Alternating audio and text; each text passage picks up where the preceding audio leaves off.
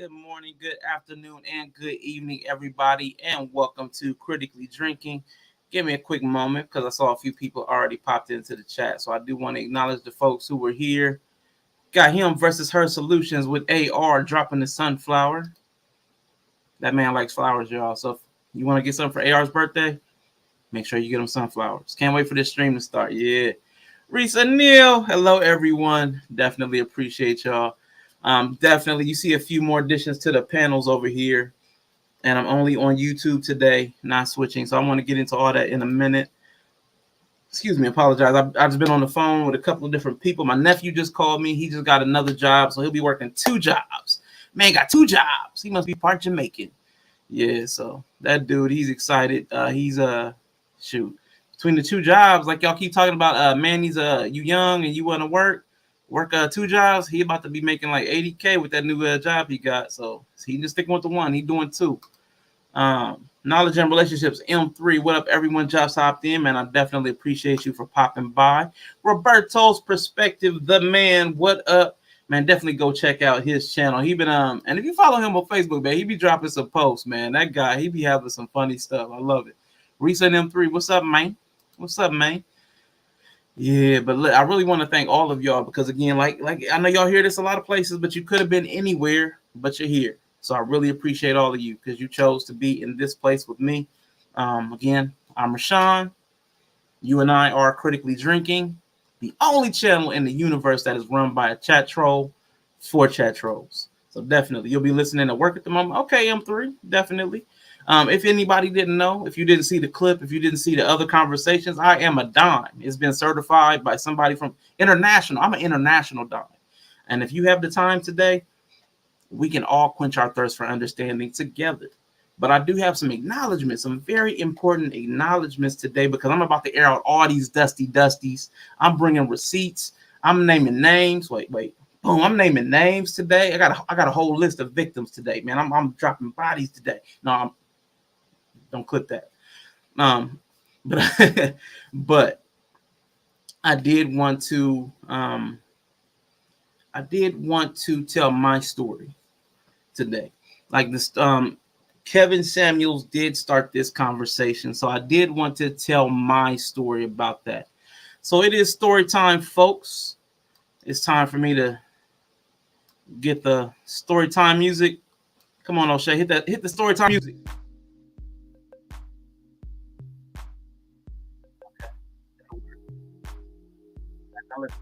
Like so many of you in this space, the pandemic and a viral moment, Kevin Samuels started my journey with it.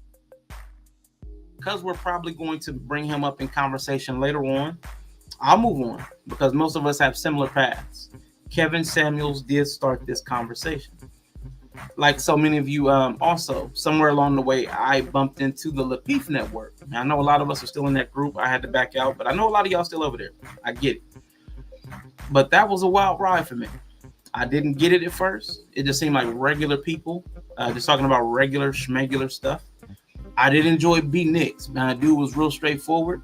Tawana, I love Tawana. But I would mostly add them to my watch later list and go back. Around the time just before Tawana left, though, I did notice that the energy was shifting with her, but there was energy and a dynamic that was coming into play. So I started making sure I set my alarm so I caught the show live. Man, from there, I was addicted. I was in that chat, just trolling, talking junk, and I followed all the various little changes and altercations until one day a guy named King had showed up. Now, by this time, I was a full-on Anton hater, and I couldn't stand Anton, and I love K. Oh, my God. Love me some K. But I could barely watch the Peep anymore. But when King would say everything I wanted to say to Anton smug behind, and then King got booted, oh, my God. I went to kick it with him. So to this day, part of me will always admire King's way with words and projected confidence. But I'm just a ragamuffin. What do I know? So thank you to King for helping another link in the chain, so to speak. Very same night that King got booted from Lapeef Network, he started a stream just on his phone. Very quickly, he amassed a little crew for a few dudes, and each of them was so different. It was so cool to see black men that didn't know each other make something together on the fly. They were putting in crazy hours. I mean, they were streaming like 5 times a week, anywhere between 4 to 7 hours. I mean, they put in mad free labor. I call it free labor. They might have called it work. I don't know what they called it, but it was crazy for me. I enjoyed it though. They started a Facebook group, the True Peel Community Garden. You can still go in there. Chef's still running things. By this time, my weirdness, because y'all know I'm weird, and my inability to just leave stuff alone did cause some conflict.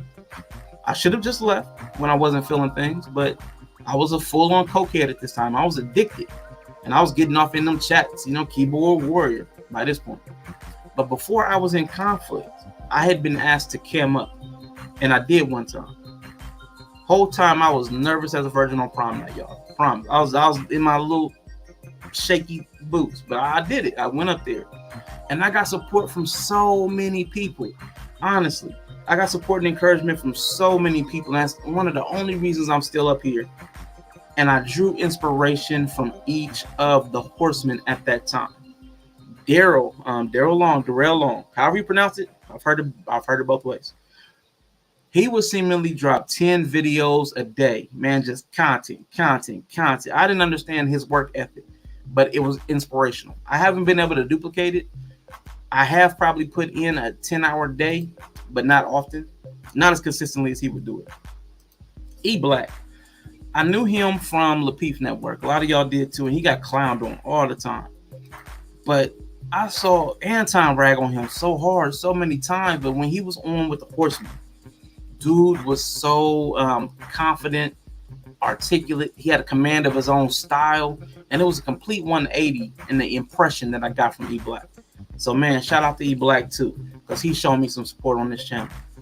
And Chef, who definitely shot more encouragement and respect my way than I deserved or reciprocated. Chef and his way of crafting a mundane topic into a complex parable with layers like an onion is only rivaled by the dishes he whips up with that multi-ethnic culinary influence that he has that tickle the tongue. Pause. And that's a shout out to Chef. If you know Chef, I had to get a pause line in somewhere. But bro, I seriously thank you from your fat friend Rashawn. You know what that's about. Hanifa Naila. Oh my gosh, my favorite YouTuber. One of my chat buddies from back with Conversation with King. She has since, but again, like I said, become my favorite YouTuber. And not because of the YouTube presence, it's because of her presence. She has a very magnificent presence and command. I see her as a master teacher. She would try to calm my chat troll spirit before it even got to a point of blowing up. She would see problems with people arising with, my Twitter, my little twit fingers going in the chat before I even got called out on Conversations with King. Man, she has tried in vain so many times since then to stop me from running my little fat fingers. But every third time I do listen. Every third time I pull back. But Hanifa, she is one of the most dynamic and powerful women in the space. Like I said, I see her as a master teacher, and she wants to keep it simple. But I see her as like Superman trying to be Clark Kent.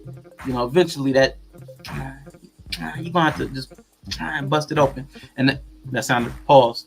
Bust the shirt, reveal the S on your chest is what I'm saying, because you are super. And but just wait, you're gonna see it. Y'all gonna see it.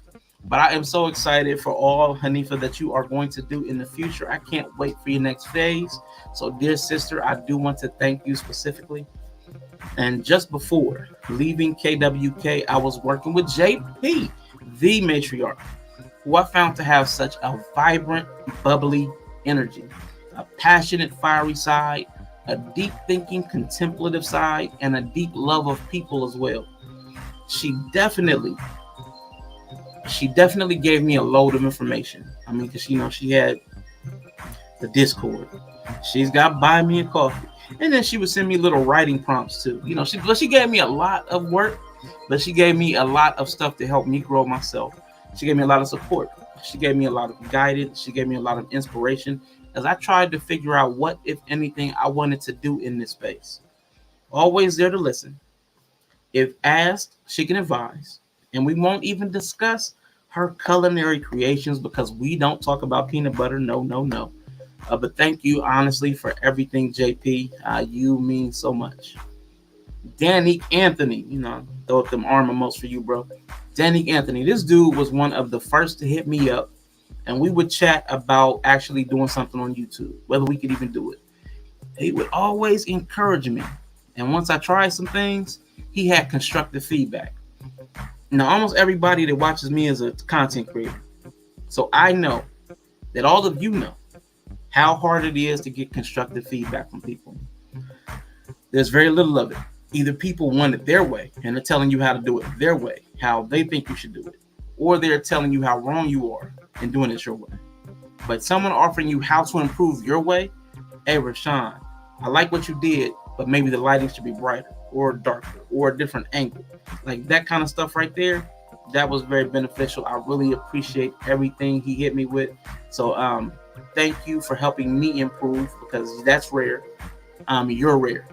So thank you, Danny. Man, Mr. Best in the wake up, Mr. Best. Don't say nothing about it. I ain't even gonna check the chat right now because it probably says drop the link, family. I already know. Mr. Best, around the same time when I was talking about Dan Neek and JP, man, he was talking about doing a show. And I laughed at him. Not even gonna lie. I laughed at him. I popped up on a couple panels. JP's panel. I've definitely been on a few panels by now. And I told him I'd never be a YouTuber. He said, okay. And he told me it was pretty much inevitable. I was going to be on there. So when I called him back with the show idea, he laughed at me. And I deserved it. And if you know Mr. Best, it was a big laugh. Dude is a networker supreme. He conjures up collabs better than Dr. Strange. Got me on the phone with my YouTube crush. And I ain't going to say no names. Got me on my phone. Got to talk to my little sweetie. I heard she getting married, but it is what it is. But he has been pushing me this entire time also. So Mr. Best, thank you. M3, Super Mario, Stunner Shades, the CEO of Knowledge and Relationships. He was on board from the word red pill. So the idea to hit me, he was with it. Come to find that this dude is cooler than Frostbite. M3 is so cool. Has some flow to him too. M3 After Dark is a whole nother person. So he showed tremendous trust in me and allowing me space on the platform, him and Mr. Best. I will always give them credit, and I have always given them credit for giving me a voice, because until then, I really hadn't crafted one. So thank you both at Knowledge and Relationships. But even that wouldn't have been the case if it wasn't for, this guy, Rico Young, man. Rico Young. Now, me and Rico hit it off, because me and him, neither of us could stand these hate-filled, misinformed, woman-hating, self-loathing, victim mentality, lead from behind, spineless, weak-willed, red-pilled ragers that find their fingers on every keyboard in America that only aim at women. When I asked him to host a show with me, he was in, and the rest is history. Critically Drinking. Rico is a super intelligent guy that would catch flaws in arguments that I couldn't see. He caught flaws faster than an incel finds Fresh and Fit's channel. Man, together we put some content together on 2 platforms that I could still watch today. He believed in me completely, and his trust and partnership is another brick that built this version of me. So thank you, Rico. Man, I appreciate you and salute you for everything you've poured into me. But while working on Knowledge Relationships, man, a cold gust of wind blew in from the shy. Oh my God. Yella came in with the sound and the fury and the chill and the funny. And dude is super cool. He came in telling us a story of a far and distant land named Twitch. That's it. What's that, you ask? Man, a majestic land where the streets are paved with emotes. It's a land of chill and funny. But I decided to bop on over, doing my little 2-step. And pineapples. I was not ready. I'm not ready. I was not ready. But he guided me through the confusion, introduced me to some amazing folks I have a great working relationship with, and I've already ordered a U-Haul for June because I do plan on moving. I'm going to be out of YouTube. I'm trying to move to the burbs, y'all. I know. We'll talk more about that later. Let me get back to what I was talking about. Anyway, Him and his voice are the catalyst for me becoming monetized. Again, we're going to talk about that later. And maybe he was counting because I didn't. Affiliate in about 6 weeks, he keeps saying. So thank you, Yellow Pill. F the red pill, take a pill to get you paid. So Yellow Pill Coffee Co. is in the building. 2%. I ain't gonna forget that. But at this time, another voice had reached out to me. This person had their own sphere. Not just their own channel, they had their own sphere, y'all. The Womanisphere. And now I always tell everyone how he catfished me. Oh, but AR has probably been what it's like to have a brother. I've never had one, like virtually, a virtual brother. He's been the peskiest supporter, trying to make me better each day. Literally, this dude even asked me, what are you doing to improve your content today? So like literally, he's on my case about this, while also being my like philosophical enemy. Because dude, even though he won't claim red pill, dude, he's red pill, y'all know. And I'm blue pill, you know. Beta. He's my biggest challenger, my biggest troll, but he's also my most consistent source of daily positively pointed pestering, like a pimple that just won't bust or go away. But seriously, man, AR, I really appreciate you, and I thank you for consistently pushing me to do better and keeping me from quitting. I mean, I almost quit YouTube a couple times. I probably would have came back to Twitch, but woo, I would have been off YouTube probably a month ago if it wasn't for AR. So y'all can thank you too. Now shoot me thank you in the chat if y'all like my content. If y'all don't, like he says, I ain't gonna say it. I ain't gonna say what he says. I'm gonna keep it. Namaste. I'm gonna keep it there right now. Boom. Next Twitcher. Kawaii Bree, man. Y'all know she is super amazing. And for whatever reason, again, she believed in your boy too. I absolutely love people that have their own way of being, that aren't rooted in being against something else. She's a fully, like, realization of fully formed humanity, like freedom. She definitely models what full expression looks like, and I struggle with feeling comfortable letting all of me be seen. Y'all saw me self-police a minute ago, just a second ago. I pick and choose. I code switch. I remain guarded. Whatever language you use, language you use, it's refreshing to see someone be unexpected from moment to moment, but in a good way. She's happy chaos. So thank you, Bree. I appreciate you. And Summer Mince Pies, also Twitch gang. Summer Mince Pies took time out of her busy schedule. I mean, busy and time variated, because she's over across the pond, to help guide me through a new software. She is the most helpful, chill, and she has a hidden cache of like this well of fiery energy as well. She keeps it covered, but every now and then I've seen it bubble up. So I definitely appreciate you, Summer, all your help, all your assistance, because I know you really don't have time, because how much time you have to give to other people. So somebody that pours so much out into other people, I really want to thank you for pouring a little bit into me. So appreciate you and thank you. Got to take a sip of water. Got another one of my people. Simma. Oh my God. Simma. Who got the keys to my Beamer? Go check out his YouTube channel. You don't have to invest hours like you do here with somebody blabbing. He has short, readable clips, just little thought pieces, little thoughtful things to consider. But who am I? So go check out Simma RRP, Real Realistic People, Real Realistic Person, either way you want to say it. Go check out his channel. But Simma has been a big supporter. Comments on all the content, goes back and watches it. If he catches it mid, he'll catch up. Like, this dude really supports me, pushes me, challenged me to do more of what YouTube analytics prefers, the shorts and the clips. That's not what I want to do. I appreciate the assistance, because he was guiding me towards what would make me more successful on YouTube. And he wasn't doing it for his benefit. He was doing it for my own. Like, if I'm going to do the work, I should maximize it and potentially get paid for it. So again, I appreciate Simma's investment in time and advice. So I wanted to thank him as well. But the main mod, Inya. Now, Inya hasn't been around. I know she's been missing. But she has contacted me and let me know that she still appreciates what I'm doing.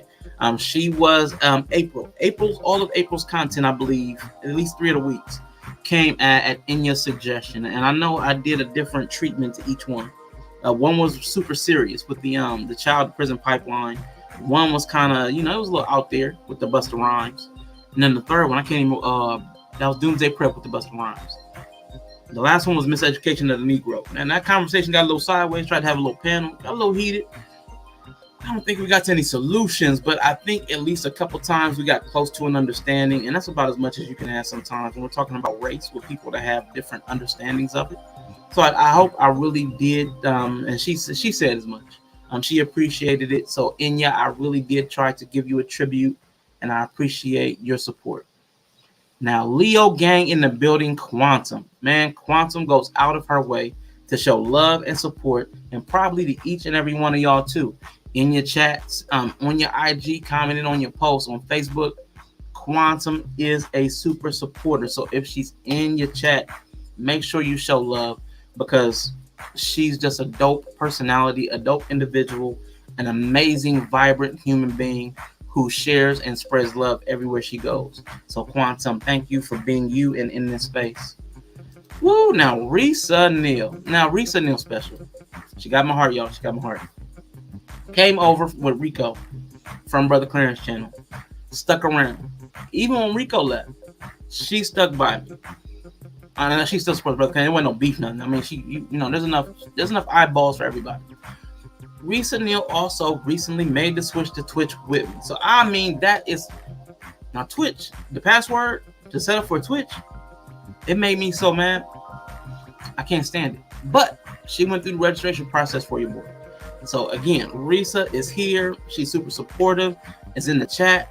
I want to let you know I appreciate you, and everybody that appreciates me, I appreciate back. I gotta show love back at some point. That's just the way I'm cut. Hopefully y'all can appreciate that or respect it at least. But the last on my list today, and if you poured into me directly and I didn't name you today, what they say, blame that to my mind and not my heart. Because again, I'm never gonna be one of those people to talk about I'm self-made. All these people poured into me. All these people kept me going. But the last on the list is Nova Rain. Man, came up Twitch gang affiliate. I almost said affiliate in the wrong way. Twitch gang strong. Nova Rain has been a super supporter as well. Kept the chat rocking on more than a few times when everybody else had tapped out. Nova, keep me going. Nova. And Risa. Going back to Risa real quick. Risa has sponsored the first month of the Discord, because I did get a Discord. But she sponsored the Discord, but the person that got prompted me to start it was Nova. Nova prompted me to start a Discord to keep stuff going, keep stuff active, keep people informed. I enjoy it. We do converse back and forth in there every now and then, and a lot of channel stuff. He did tell me to plug the section where I have everybody that I watch regularly. I go on and drop a like on, who I'm liable to pull up on the panel or be in the chat trolling. Everybody, I have a section for all of them. So everybody that's on Twitch, like JP, Brother Darkness from Twitch, Knowledge and Relationships, Him versus Her Solutions, Mimsy, all of your content, and there's a lot more too. I mean, it's about 25 people. Yella, a lot of them.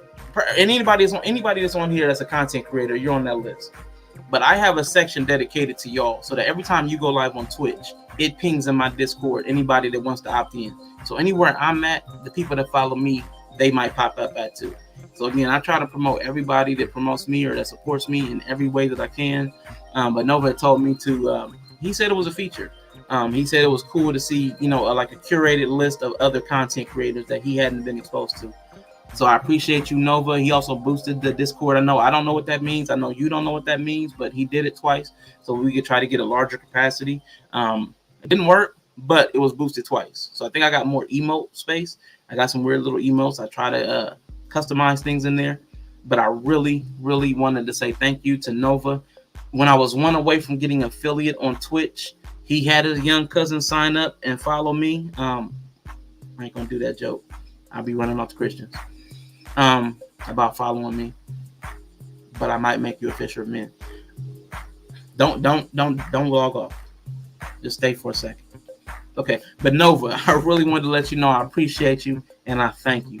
Now I'm going to get into my Twitch announcement for the next few minutes, and then I know AR might be waiting in the wings very soon. But Twitch, I have mentioned Twitch a lot. I want people to go and follow me on Twitch. It is Rashawn's Quitically. What is that? Who's my Elmer Fudd? Quitically, or is that Sylvester? I don't know. But this thing down here, boom, beacons.ai critically drinking. All of my social links are in there, including the Twitch and the Discord. Like, just jump in there, follow me on IG if you want to. Please don't send me weird messages. Follow me on Facebook if you want to. Please don't send me weird messages. Discord, follow me, please. You can send me weird messages there. Okay, they're public, and I don't have to have any explanations because everybody saw how crazy you were. All right, Discord for crazy messages. There's a whole rabbit hole section for crazy messages, crazy pictures, crazy videos. Okay, can we do that? All right. You can also follow the Twitch. All right, follow the Twitch from that Beacons account. AR forced me. He blackmailed me. He coerced me. He what's that? What do you call that? Not blackmail, the other one. Extorted. He extorted me to start this thing so that all my socials were in one place. All right. So go there, get on the Twitch, sign up for Twitch, follow me there because either this will be my last YouTube stream. I know I told Risa I was going to follow through May, but man, I just don't want to do it. But I need to keep my word. Because YouTube I'm not even going to talk about YouTube. I appreciate all of y'all. I don't appreciate YouTube, except for it did give me a platform. I should appreciate YouTube. Let me just not bite the hand that's not feeding me.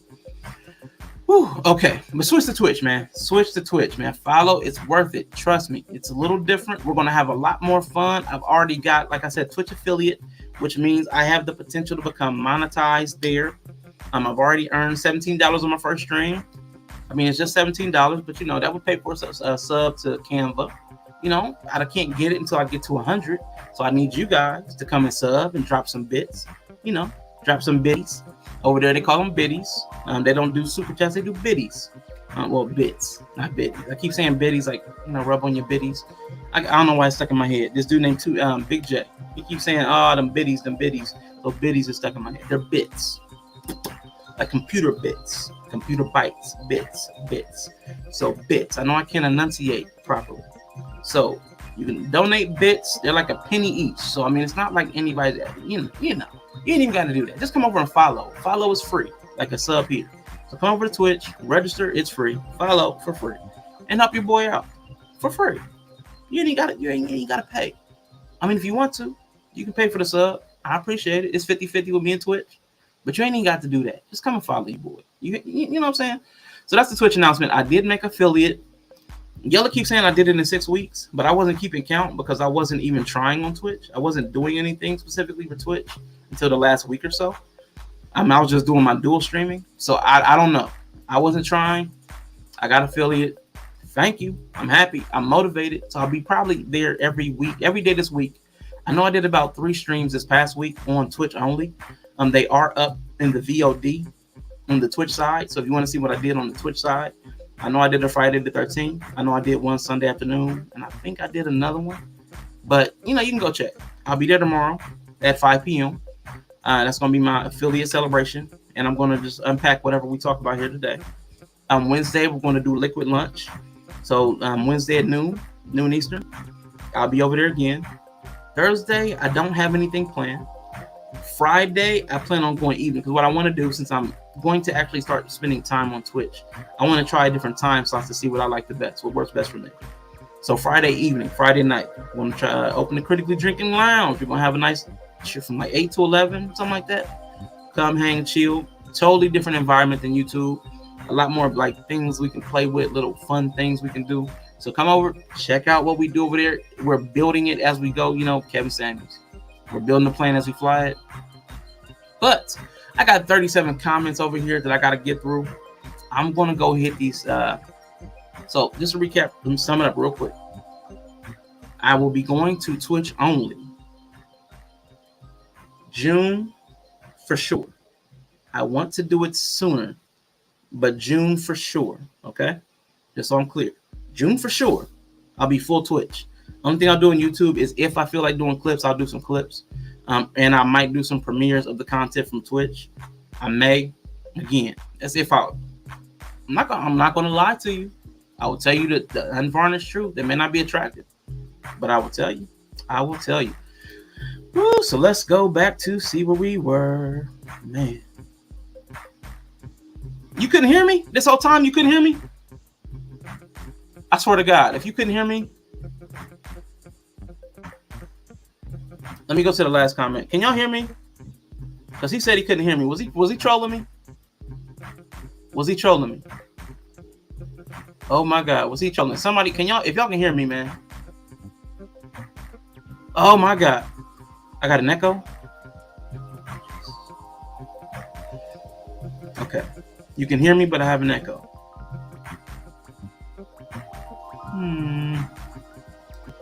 That's not funny, man. You see? But I like chat trolls. I appreciate it. Keep me on my toes, though. Keep me on my toes. Last one I think I saw was Roberto. Let me see. Roberto, what's up? Oh, a lot of what's up, what up, AR? I'll be listening work. I remember that. King Dusty. There we go. See? Okay, I can't hear you. See, you can't trust certain people.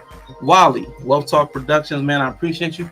And I hope you're back streaming. I know you did a few tests, and I haven't seen any of the alerts that you were back live. So let me know. I know you were doing some technical changes. I really like that avatar. That's nice. Yes, right now I am only live on YouTube. I am only live on YouTube right now because, again, y'all told me as an affiliate, you gotta, you can't do the same, whatever. You know what I'm talking about. Bree, you told me. Hey, Bree, that's correct. Peace, JP, the aspiring matriarch. I did mention you. Hopefully you caught that. If you did not catch it, just be kind. Please rewind. Rico's Dusty. You will not talk about Rico. We don't talk about Rico. No.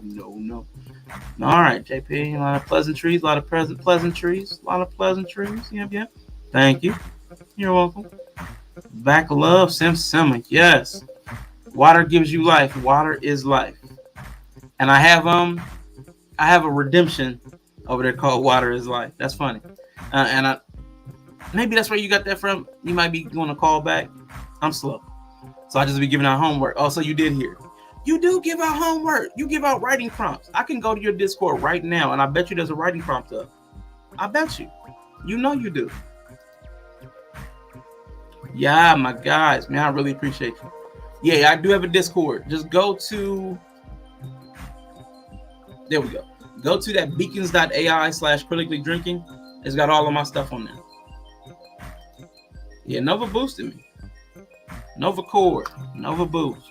If you have Xbox Game Pass, you get a 3 months of Nitro free. Okay, so anybody that has Xbox Game Pass, you get 3 months of Nitro free, which means you don't have to pay for a sub. You can get ad-free viewing across the platform for 3 months if you get the Nitro.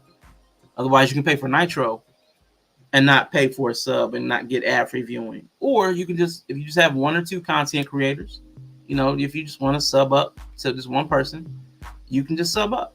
And you don't have to just sub for 1 month. You can sub for 1, 3, 6, 9, a year. There's different tiers of subs. I mean, feel free to sub up to one person for the third tier for a year if you want to. I mean, if you want to. I'm just saying. Water is life. Keyboard Warriors, yes, sir. And Nova's my tag team, Keyboard Warriors. Because, again, y'all got to know about Twitch. So, Yella, I guess is what they call a variety streamer. On fight nights, we have the WWE. And I'm one of the wrestlers. And so is my chat compatriot, Nova. And we are the tag team. I think we've defended our title, 3 times? Yella? You have to let me know. Please don't send him weird messages. Not in IG. Not in Facebook. I don't want nothing private if it's weird. I'll keep all the weird stuff public. Message me here if it's weird. Message me in Discord if it's weird. Because I need witnesses. Otherwise, I'm going to clip it up. Yep, more pleasantries. Sign up for Twitch, man, for real. Sign up for Twitch. And again, I got to get the main man, Yellow. Give him all the credit for that. I keep trying to pull up emotes. I do that everywhere now, too. I was trying to do the fire emote somewhere earlier. Not the one from the iPhone, but I was trying to pull up one with hype on it. I wasn't even on the stream. I was like, what's wrong with me? Y'all, I'm only over to support him. It's not my thing. Oh, see, I appreciate your reason, but that makes it more meaningful. But yeah, I love it. I love it. Don't be mad at YouTube if you don't know how to tighten it bolts. Tighten its bolts. Okay. Yeah, I mean, all this the free labor, man. I mean, you gotta so much to get to 1,000, man. Yeah. But yes, thank you. I did find a home on Twitch. Salute to Darrell Long again. I did mention you earlier, man. I appreciate your work ethic. I did cite that as an inspiration, even though I didn't copy it. I just couldn't put that forth that much energy. I'm not gonna lie. Let's go Twitch. My computer doesn't seem to want to even upload to YouTube. You did say that. You heard me. Got an echo. We can hear you. Yeah, that's back when AR was lying. He's a liar. He's a filthy liar. That's what he is. I'm catching up, y'all. I know I'm slow. Critically sober. Heard in the street you a dime. Yeah, man. I'm a full-blown dime. Matter of fact, man, if any of y'all didn't know that your boy was a dime, I mean, I played for you one time. I mean, I could do that. That's the least I can do, right? What's going on? If you had to rank yourself on a scale from 1 to 10, what would you give yourself? Well, Arshaw's a dime. What do you mean by Dime. I'm looking for a dime. That's top of the line. You face. no? We're not going to continue a conversation about Dime. like stop right here. Stop right here. Listen. I'm looking for a dime. That's top of the line. Stop it, please. Arshaw's a dime. Stop it. Taking a piss. Like, come on. Arshaw is, you know, I'm not even going to say the word. There you go. Boom, boom. The hell? Stop it. Yeah, let's get back to reality. Well, see, now you're inferring that I'm not a dime. No, you're not in reality. Well, Arshaw's a dime. You're not in reality. If you're going to be a 10, we can end this. Because that's not reality. You're not a supermodel. Why would I do it? Why would I talk to somebody who's inferring that I'm not a Dime. That's top of the line. All right, y'all. I'm still catching up. Sound is fine. The music was doubling up. Okay, I just turned the music off. So hopefully it's cool. You'll be back just working on some things for the time. Okay, I'm glad you're getting your channel back up and running, man. Shout out to Rico Young. Yeah. Pew, pew, pew, pew, pew. Okay. There is cause y'all act like you don't know how to create. Nice to know you're acted though. Yeah. Yep. I don't know what that's in response to specifically, but you know, you do try to keep us motivated. You try to keep people's minds engaged around other things other than the mess we try to absorb ourselves with. So I do appreciate that. And Amazon Prime Gaming, yeah. Yep. Rico, man, you missed it yesterday. Does that go for Stadia as well? I don't know. I'm not sure. It's all about money over there. It's not all about money. It's just about fun. I'm trying to tell you, with my redemptions, when people have watched me enough to get the points for those channel redemptions, which are free, you get the channel points just for watching. Like right now, you guys are sitting in the lobby and you're getting nothing other than whatever I say. That's all you get. But over on Twitch, you're getting these little channel points. It'll pop up every now and then. You collect them. You get these little channel points and you can redeem them. And I put in a lot of weird, strange things. Like, I promise you, come over to Twitch. You'll have fun. If you watch me enough to get the channel points up, because all you got to do is watch. The points are free. I think you can get up to 220 an hour. I think my redemption started 200. So after you watch me for an hour, and I blab for a couple hours straight, you'll be able to redeem at least one thing. And after about 5 hours or 2 shows or something like that, you'll be able to redeem something bigger. I lowered my channel points because I thought I was giving people free points. They told me I didn't know what I was doing. And I didn't. I wasn't doing anything. I was trying though. I tried to boost people's points. I was trying, what is that? Socialism or influx of cash? I was paying out everybody. I was like, everybody get points. I was like, you get a car. But none of that went through. It was all a lie. So everybody's got to earn their points by watching. But when you do, I got some fun stuff in there. Summer's favorite was the poetry slam. You'll have to come over there to Twitch to figure out what the poetry slam is. But you can redeem that for absolutely free for the price of watching. And you're already doing that. So anyway, I saw the replay. I'm glad I did miss. Oh, y'all talking about something else. Okay. You can get 3 months of Nitro free from YouTube Premium and Amazon Prime. Oh, snap. They giving out 3 months like that? I should quit paying for it. Okay. Excuse me. Oh. If you're a Twitch sub, you become literally invincible. Not figuratively. Literally. Okay. Reason nil. Yes. And thank you for being here, Summer Miss Pie. And I did mention you if you missed that part. Just rewind a bit. Rewind a bit. We on YouTube. You can hit the rewind. Please be kind and rewind. Yes, I saw him. We are talking here and there with us. Man. I will see. I don't know what happened. Now I want to know what happened. Mr. He said, man, one of the best in the building. Peace, man. Peace. Definitely, man. I appreciate you. I did catch a replay of yours. The rap music. Man, go check out I Blame Rap Music. He made it a brilliant point. I'm not even going to spoil. You need to go see what he said. See what he said. No pun intended, but now it's intended. Go see what he said. I like that. Hashtag go see what he said. Because he said it. But anyway, he blames rap music. And after I heard his presentation, because I thought, I'm one of the people that, self-accountability. But with his presentation, I blame rap music too. He convinced me. Yeah, it's a heavy road. That must be about 1,000. Shout out Uncle. Faces and so if Twitch don't have wrenches, do they give out shot glasses at least? No, they don't have wrenches, they have swords. Yeah, they don't give you tools, they give you weapons. You want to moderate over there, you get a sword. Chop people's heads off. Off with their heads. Shot. Okay. All right.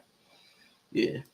Yeah, they have tip jars. They have bits you can donate. You can sub up to get special emotes and all kinds of other. But you get something. You don't have to just give if you don't want to. There's things you can get back because I'm trying to tell you. I'm trying to put in emotes. My redemption game is on point. I'm trying to tell you, man, it's gonna be so much fun. And if it's not fun, it's because of you. I'm joking. I'm joking.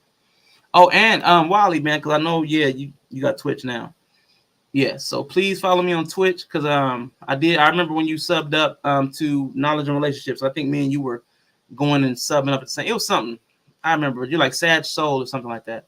What can I get for free, Rashawn? I'm so lost over there, and she called me a troll. Yeah, no, Kawaii didn't mean like it was like you were saying you said something funny. It was something about when they were. Now listen, grain of salt, because we were having a conversation about the way anime characters smell. So anything you said that was funny, even though she might have called you a troll, it's probably because you weren't in the spirit of frivolity. You weren't in the spirit, the frivolous mood we were in, and you were taking it literally. So it seemed like trolling because we were having an absurd conversation and you were having a real one. But yeah, Meg Thee Stallion probably smells like scallions. Always remember that, y'all. But yes, you can get stuff for free. So oh gosh, we will have to figure that out. What I'll do next week, what I'll do next week's show, I am going to go on to Twitch on the stream. Like I'm going to go on to Twitch. So not stream on Twitch. Bree, Yella, Summer, don't. That's not what I'm saying. I'm going to pull up Twitch like on a sidebar so that you can see what it looks like. Because your eyes do need to get adjusted to it. Because it looks crazy. First time I went, I told you I rejected it. I was like, no, pineapples. I'm not ready. But your eyes get acclimated after a while, and it's all the stuff moving in different places. Because we're acclimated to YouTube. We're used to YouTube. But we got to get out of our comfort zone, y'all. Let's progress. Let's move forward. Let's do that. But yes, there are ways to get a free, I guess, what did they say? A free turbo? It's called turbo. So it's just like having YouTube premium. So there's a Twitch premium. They just call it turbo. So the language over there is different. Or if y'all like big words like me, the nomenclature is different. So I can say and do what I want on Twitch. I mean, pretty much. They do have moderation in different channels. I took the moderation off of my channel, so you can pretty much say whatever you want on my channel. Only thing you can't do is post outside links. But yeah, they be going crazy. Now, for some reason, there's a couple words they don't like. I don't understand. They're okay with the word nigga, but when I put Negro in there, it blocks it. So I'm like, they don't like Negro. They do not like Negro. Thank you for the shout out. Letting us know how we affected your journey as a content creator. Keep your spirit up, and we're proud to say we knew you went. Yeah, I mean, because again, this is just starting. I'm just starting. This is just the beginning. It's like starting from scratch all over again. You just level up. You level up a level to just start all over again. So I got all the free people I needed. Now I got to get paid people. Sword is greater than a wrench. Unless you're doing plumbing. Yeah. She named after a horse guy, Mel Monkey Horse. Yeah, that was funny. That was funny. You like she's named after a horse. She's named after a horse. That was funny. So for now, I'll change it out. Okay, Wally. Hey, you can be whatever you want over there, man. I know that sounds weird to a lot of y'all. You were matching our energy. We are trolls. Trolling, it's bad. Oh, trolling is not bad. Get out of here, bro. It can mean you're making trolling isn't bad always. Okay. Yeah. Cool. I see what you're saying. Twitch welcomes a troll. Yeah, because I'm a troll, man. I love it. That's why my whole channel is designed around kind of trolling. So even if I was trying to have a serious content, I might be as serious than big worded. What's the word? Loquacious. I might be doing all that blip, blip, blip, blip, blip. And then you hit one of my redemptions, and then we got to go into karaoke mode, right? Which means everybody has to sing whatever their lines are. I set it up to have fun and have like just a playful fun, because I mean y'all pick up that energy. I like having fun. It might be childish. I don't care. All right, folks. Trolling isn't always bad. Yeah, my audience trolls us, and I love it. I was saying you got it right. Okay, she was saying good troll, not bad troll. Same. It wasn't as organized to me the way they gave it, but hey, it is what it is. And if you have Amazon Prime, you can get 1 free sub a month. Yes, Amazon. And I guess JP said a couple. So I wasn't trolling until Rashawn. I love the I love just having. You can just let it. You can be silly for some. I mean, we're so serious about so many things. We're serious about the wrong things. We're serious about stuff that doesn't even apply to us. We're serious. Like I'm not married, not trying to get married, but it's like somebody like me would be. Oh, yeah, everybody needs to get married. Women need to submit to the man, and the man need to provide. We get so serious about stuff that doesn't even apply to us, man. A lot of us just need to shut up. Over there, I just want to have some fun. So even if we're having a serious talk, we can just disrupt that and change lanes and just have a good time. And I'm getting ready to bring up my guest here. Because good, trust me, we troll each other from the chat. Man, I was trolling Yellow on the panel because he was bringing all the smoke for these women. I mean, he was smoking these women like a pack of cools. Then all of a sudden, his smoke detector going off. Beep, beep. I was like, boy, I know you single. Yeah, so hey, man, we got to troll each other. Trust, switching curses, yeah, got to. Yellow, where the wrestling content? I even have a troll emote. So real quick, man, I gotta bring somebody to the stage. We got Vanilla Thunder. We had an African American guy who was a fan of mine. Great fan, great guy. In fact, I want to find out what's going on with him. You know what I'm? Look at my African American over here. Look at him. Are you the greatest? You know what I'm talking about?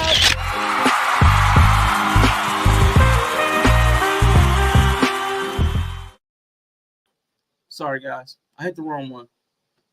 Fat finger. Bro, I told you that punk ass AR. I told you they all busters. I told you they all busters. I told you they all, bro. I told you that punk ass AR. I told you they all busters. I told you they all busters. I told you. What the fuck? I told you, Rico, they all busters.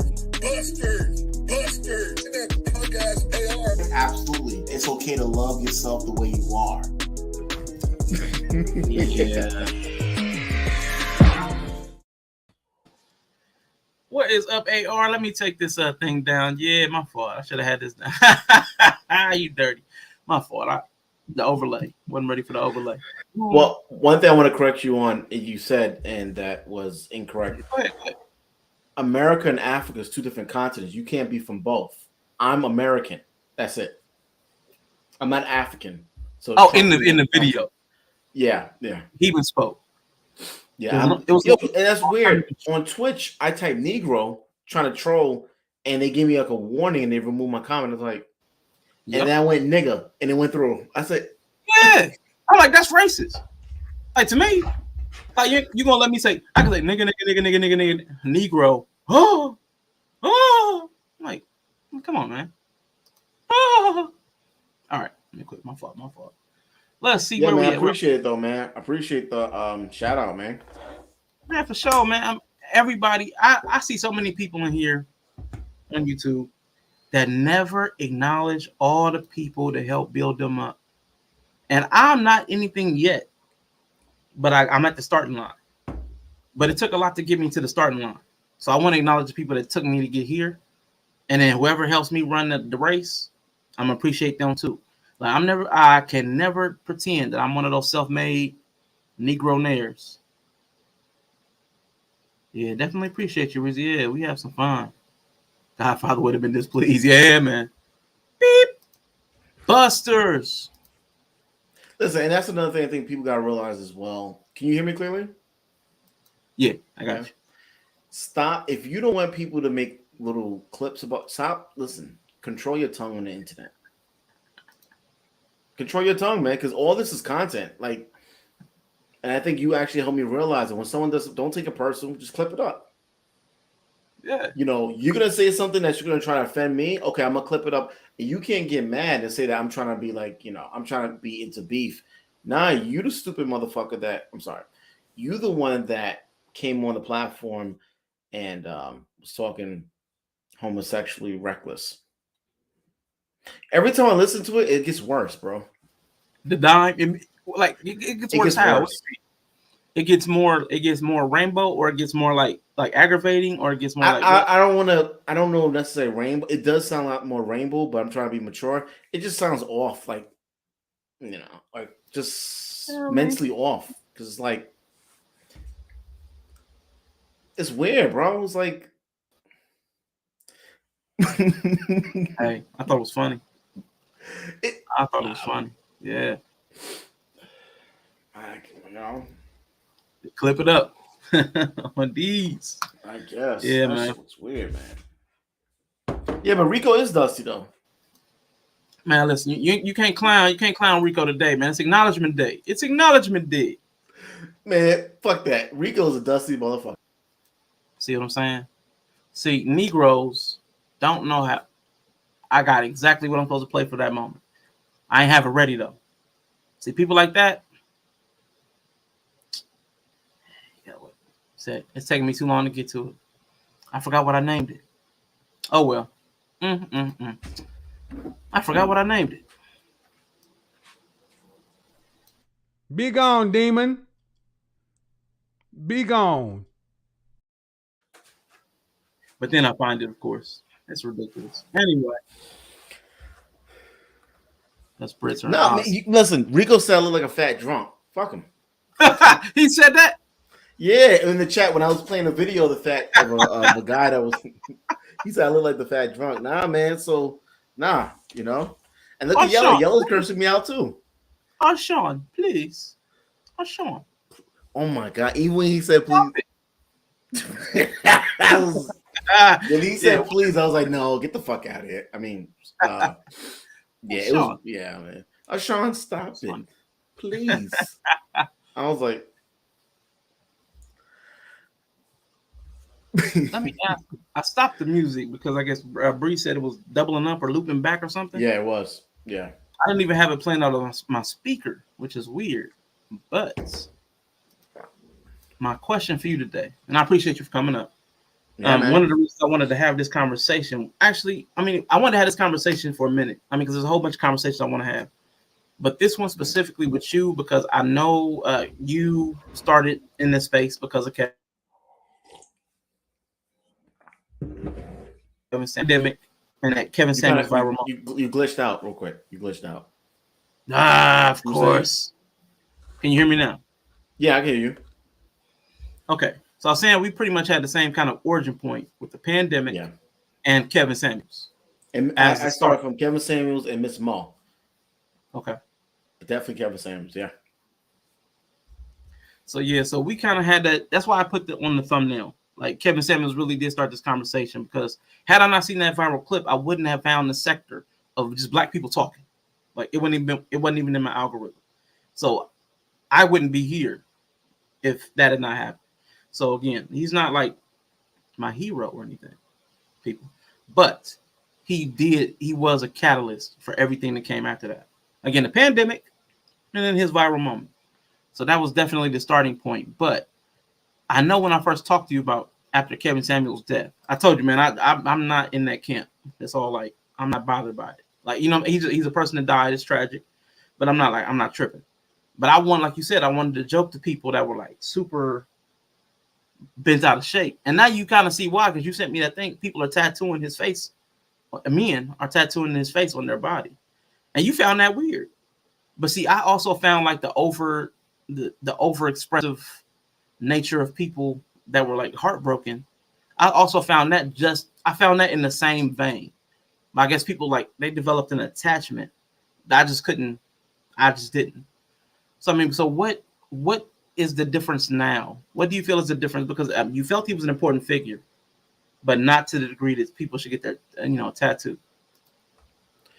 Well, number one, I don't agree with tattoos. Number one, right? I don't believe in scarring up your body. Besides the Bible, I just think it's the most, I don't know, but that's just my personal preference. So since I don't believe in it to begin with, and for you to get a tattoo of someone most likely you've never met, he's not a close friend to you.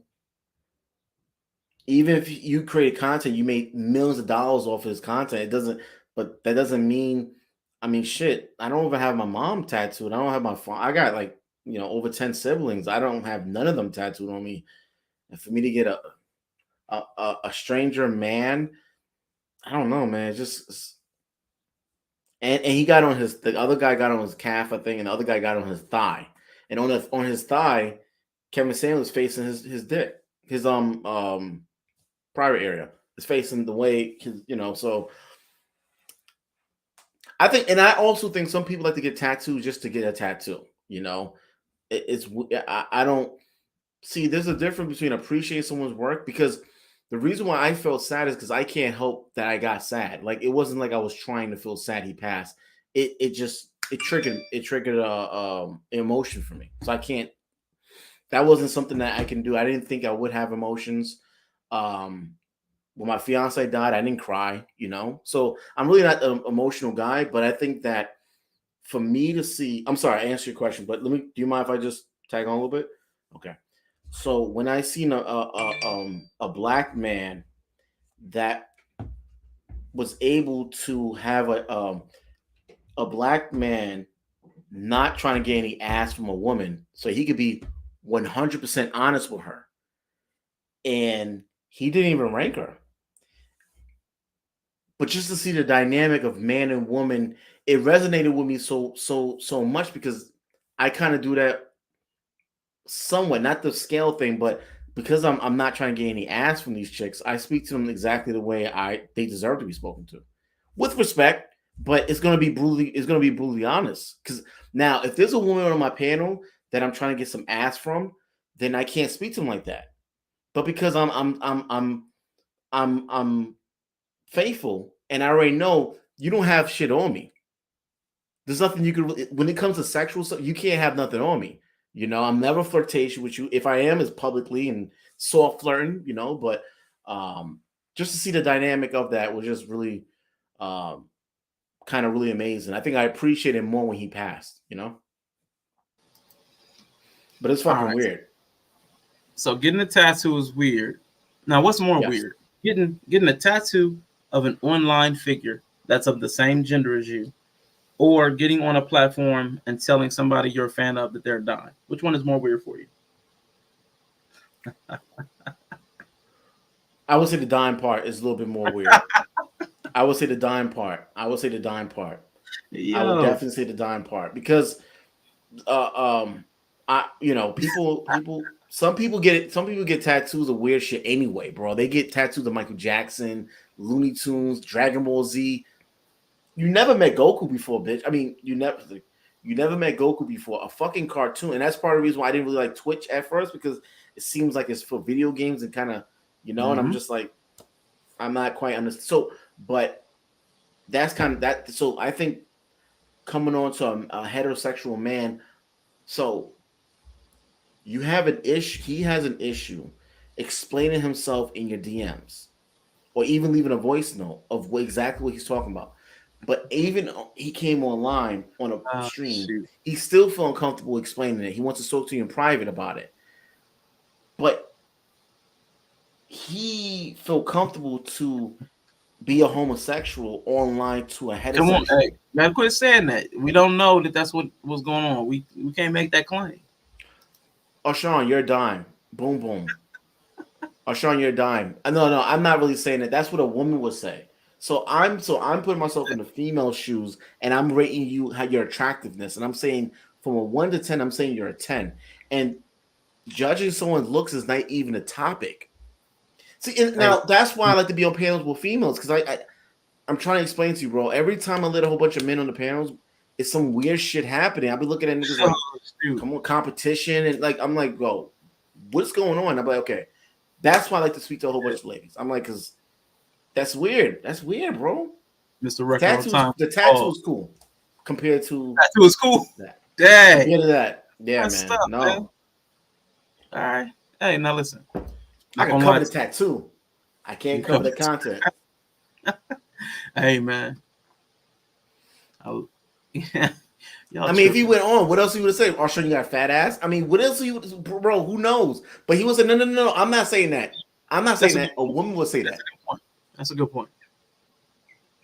I had it gone that way. Yeah, I wouldn't have had any way to justify. I wouldn't have had a way to get a benefit of it. You're right. If it had it gone that way, it would have been a totally different conversation. Dang. You messed me up with that one. All right. So now today, I did not get to prepare the way I intended to. Lots of stuff came up. I do have a few like ideas. So I mean, we may just flow. It may be a free-flowing conversation. But who gets to tell your story? Now you did the conversation with Bree about the 911 call. I know I didn't dive into it, but a lot of people talked about Kevin Samuels after. A lot of people speculated about how he died, the method he died, who he was with, what their role in his death was. A lot of people were left filling in the blanks that they did not have. So it's really important. And I talked to a content creator, someone I consider like an online friend, so like somebody I know I could trust. If I talk to them, I could trust them. Like they cool on that level.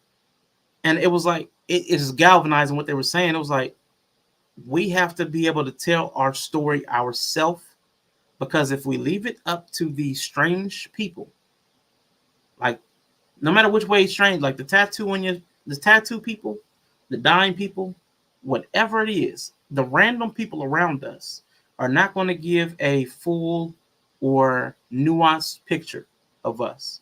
So it's important that you tell your story, which is why I wanted to say publicly, everybody, the moves I'm making when I'm moving to Twitch, and who got me here, and what role they played, because all of them were important.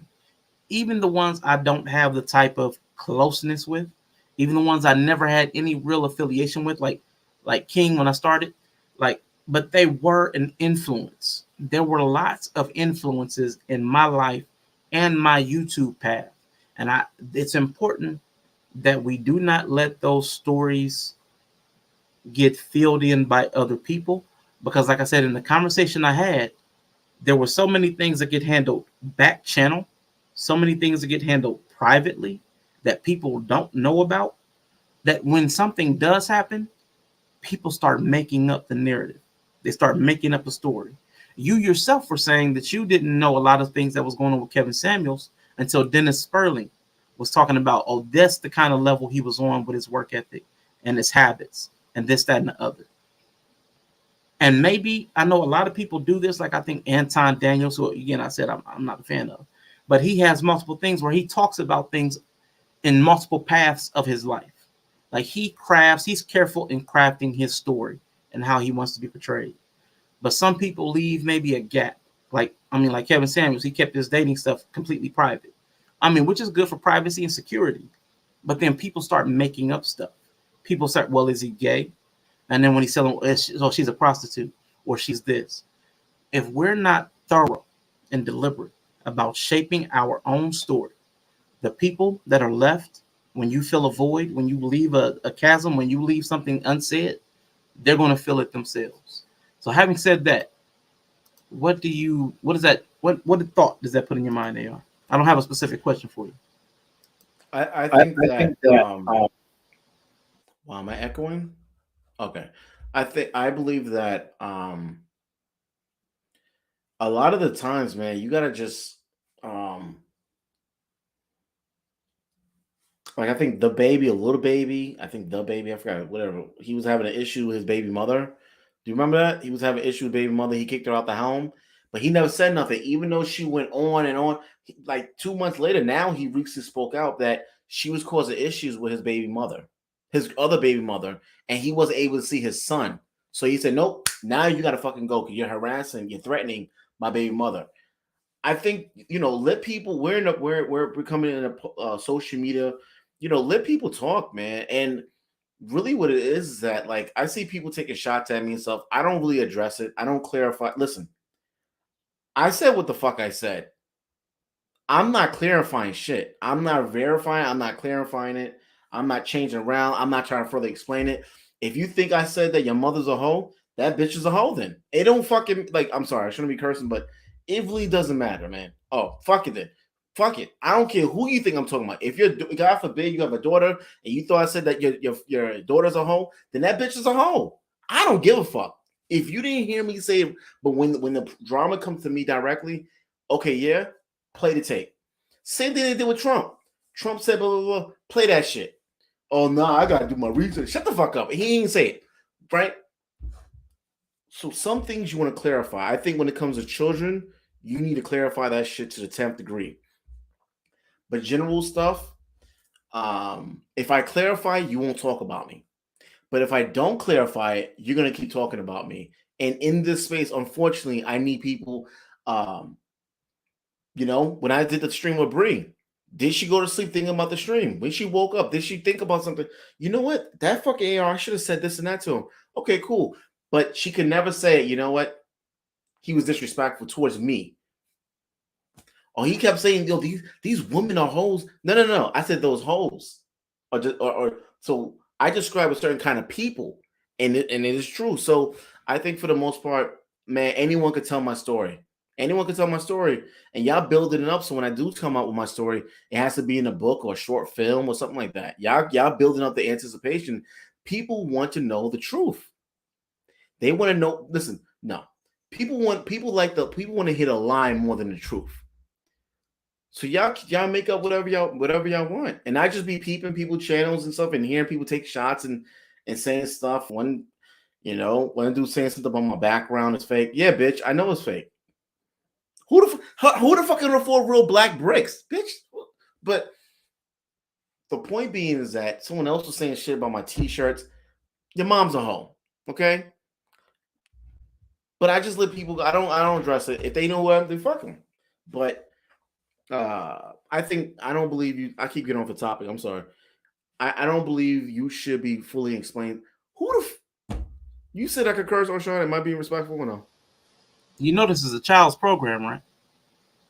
This shit right here. I mean, no, you fucking okay. Listen, so you said it's okay?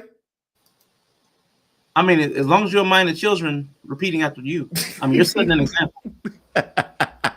Fuck that. They could go to a different another stream. Listen. Damn it. We don't have to explain shit. I don't think AR work on the fake weight loss. Yes, man. Listen. Rico, on a serious note, man, I've been walking the past 2 weeks. I've been walking every 2 hours a day, 2 hours every day, man. I don't give a fuck if it's raining. I try to get 2 hours because I had surgery last year, so I'm trying to get back up with that. But 2 hours, and I think I'm just fucking lazy, man. But I do my 2 hours. And I think it's been people, these streamers, we got to get up, man. I don't give a fuck if you walk around the block too, but we can't be sitting here and there's no blood circulation, But I think this guy Rico threw me off, man. Now you know why I don't leave the comments up, right? But, man. Yeah, man. I don't believe we should be explaining ourselves. Oh yeah, fuck y'all niggas. Let me explain to these little dusty motherfuckers. Who are you for me to explain? Who the fuck are you for me to explain myself to you? You don't know the truth, but you go around spread it. Then fucking spread it then. Spread that shit. Spread it, because I don't believe you're on any level for me to explain my own situation. Like, let's say for instance, I got real quick, let evicted. me interrupt you for real quick. Everybody, man, throw a happy birthday in the chat for What Now 23G. Happy birthday, sir. Appreciate you, man. Happy birthday. I don't have any happy birthday Whose birthday? graphics. What Now 23G in the chat. Like this. Here we go. Right there. See that? Oh, what up, man? Oh, happy birthday, man. Happy Yeah, birthday. You're what, 23 years old? happy birthday. Ha ha. I don't think so. I don't know the age, but you know. But go ahead, man. My fault. Yeah, man. But that's really what I want to say. Who the fuck are y'all little niggas for me to be explaining my story? Like, for instance, let's say I got evicted. Who gives a fuck? I have to explain to you I didn't get evicted. What the judge? Fuck you.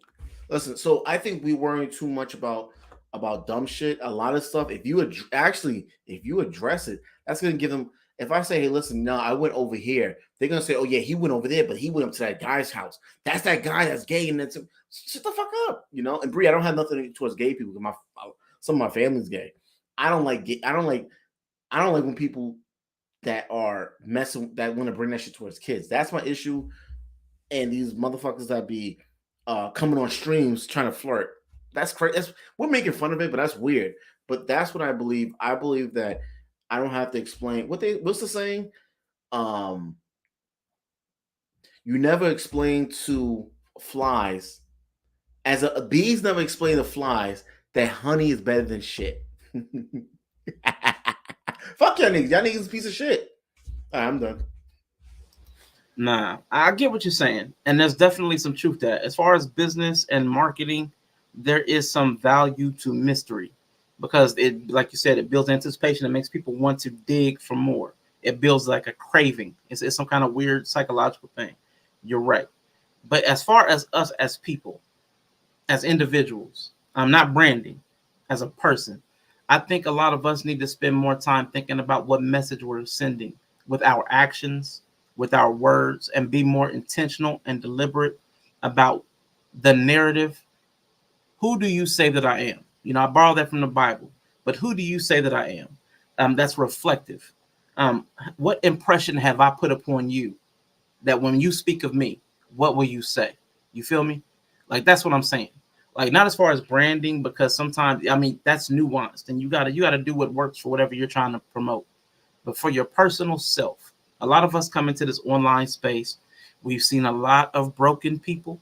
We've seen a lot of fallout from people that are just maladjusted, maladapted, malfeasant. I mean, all the mal.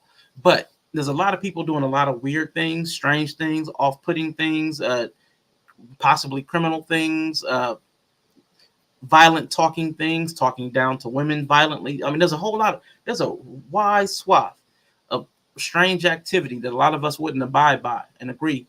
And if we were to ask that person, who do you say you are? They would tell us they were a good person. A lot of them will say they're Christian. You know, malware. a lot of them will say that they're Christian and doing a lot of foul, flagrant things. Like, again, I don't understand it, but who do you say that I am? Like, it really doesn't matter what I think if all of my actions portray me to be a villain. I can't keep claiming myself to be a hero if every time I see AR, I'm attacking AR. Every time I see Harris Tribe, I'm talking about him behind his back. Eventually, my reputation will precede me. So we need to tell our story, not just through word, but through action as well. So I don't mean just like tell it through, you know, because you can say anything. You know, we could, what I can't think of this. I know there's a quote. There's a quote for everything. But I can show you better than I can tell you. It needs to be something that we apply more, even in this online space. Because even when we go back to the weirdness, it started off by saying it's strange what you do versus what you say. Like, that was the message. So I think that was part of what sat with me. What am I saying? What narrative am I crafting? What story am I telling that what I say is different from what I do? And that's why I wanted an explanation, because I can't see myself the way outsiders can see me. So who do you say that I am? And am I consistent? Because I'm going to be biased. I'm going to make up a story for myself that makes me the hero in my own story. So I need you to help set my compass straight, because I'm always going to be skewed. Either my internal critic is going to say I'm horrible, or my ego is going to tell me, hey, these people don't know what they're talking about. So we need each other in a social sense to be reflective, to be a mirror. So who do you say that I am? Because I'm always going to think I'm this or I'm that. But somewhere in the middle probably lies the truth. Yeah, I mean, let me say this to Bree. Just because you're trash doesn't mean you can't do great things. It's called garbage can, not garbage cannot. Okay? Fine. But no, you're absolutely right. Like, you know, like we had a meeting, right? With the other people, you know, whatever. And I said, you know what? Because I think we both came off a little different. I said, you know what? We're in a public setting. Let me speak to you one-on-one. I think we spoke the next few days, and then look, we're here now. But I honestly believe if we didn't have that conversation off screen, whatever, if we both didn't care about understanding, okay, we're in a high, you know, whatever, but what are we really trying to say? We probably won't be on the stream right now because I would have been thinking this way, you would have been thinking this way. So no, you're absolutely right, and I do believe a lot of things needs to be cleared up behind scenes. You can send someone a quick, hey, bro, it's not like that. Brother Clarence, he explained to me, you know, that's not really he verbally expressed that, but that's not really what he was feeling, you know. So, but from watching it, I could have took any kind of way. If I didn't get a chance to go, imagine I didn't get a chance to go on the live with him, and I just seen the replay, and I was like, get the fuck out of here. It would have been completely misunderstood. So no, I think that you're right. Sometimes I come across people pages, channels, and the first video that comes up is like some wild shit. It's like, damn. But I didn't even look at their other content. And I know it has to be with me too. And, you know, I think we spoke earlier about that today. You know, I don't want people when they come to my channel see the last video be, you know, where I just did like 10 other streams that was positive. So, yeah, man.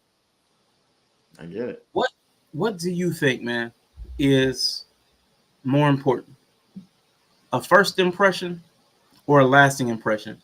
And I have an example in my head, but after you answer, I'm gonna bring up that example and see if that changes your opinion. I think they're in the chat too. In the chat too? No, I'm saying and the chat to answer that question. What's more important? A first impression or a lasting impression? From my experience on this YouTube Spaces, I would have to say lasting impression because unfortunately, I gotta get to know it. Like first impressions has been a lie to me. So I really don't look at. I'm able to look at the person for who they can become, not who they currently are or what they're presenting to me. You know, so I definitely like to get to know people. I can't believe in first impressions. They're important, but I believe lasting impression is more important, you know, because of if I go off the first impression of Kevin Samuels, I would have clicked off and not liked him. Because when I first seen the clip that was chopped up, I was like, how the fuck can he? Because I'm, you know, simping sometimes. Because I'm like, damn, what if my mom called up for advice and you're gonna talk to her like that? So, but I did listen to a little further, and I was like, okay, cool. So. That's actually the example I was going to use. I mean, because that is like the theme of today's show. I think it might have been you that posted in your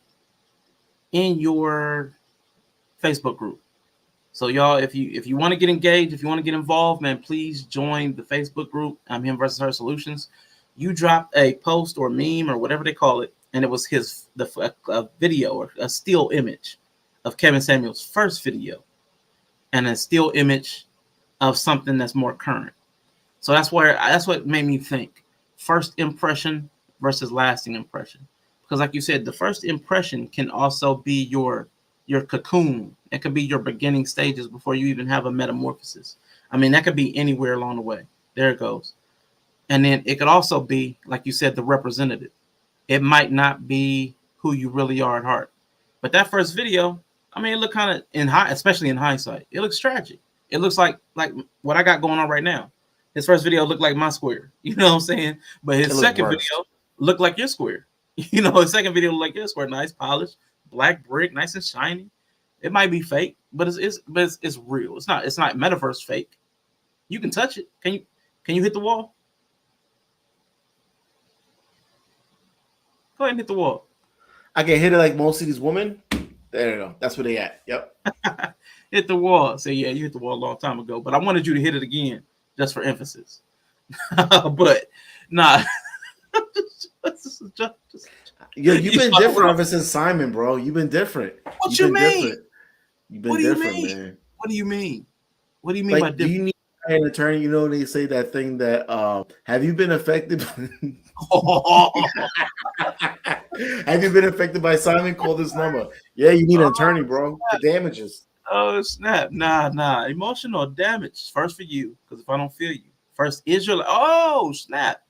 Yeah, because if you don't make a good first impression, it could be your last impression. That's a good point. Because like even with like that video, like that example, a lot of people did not tune into him because his first impression was trash.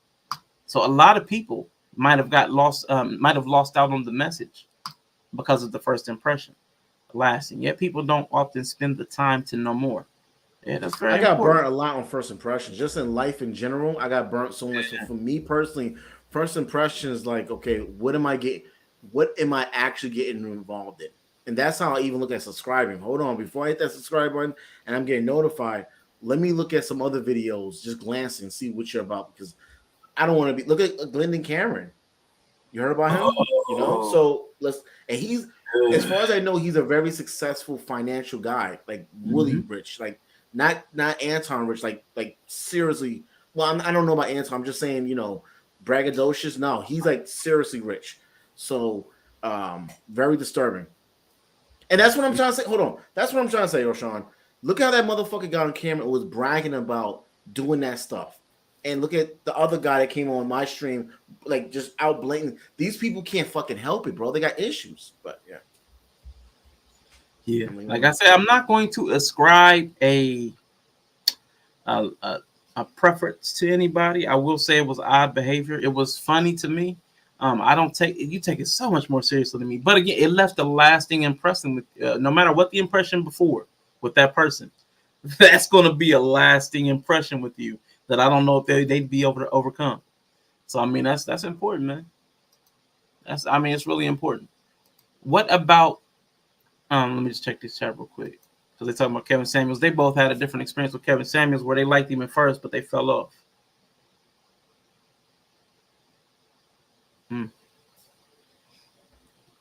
He specifically, and the men in this space made me call my father and sons. They just aren't really, yeah. It's a strange space. YouTube is a strange space. I've learned, because we all bring our weirdness. We're all different. We're all humans. We're all flawed. But some stuff on here is just unacceptable. I heard something about earlier, like this dude cussing out this woman. And I'm like, yo, how you gonna cuss out an elder and a woman? I don't understand like some of the things that people allow to go on their platforms. Like I didn't see it myself, so I haven't confirmed it. But I almost believe it because you know this person. Never mind. I'm gonna let that go.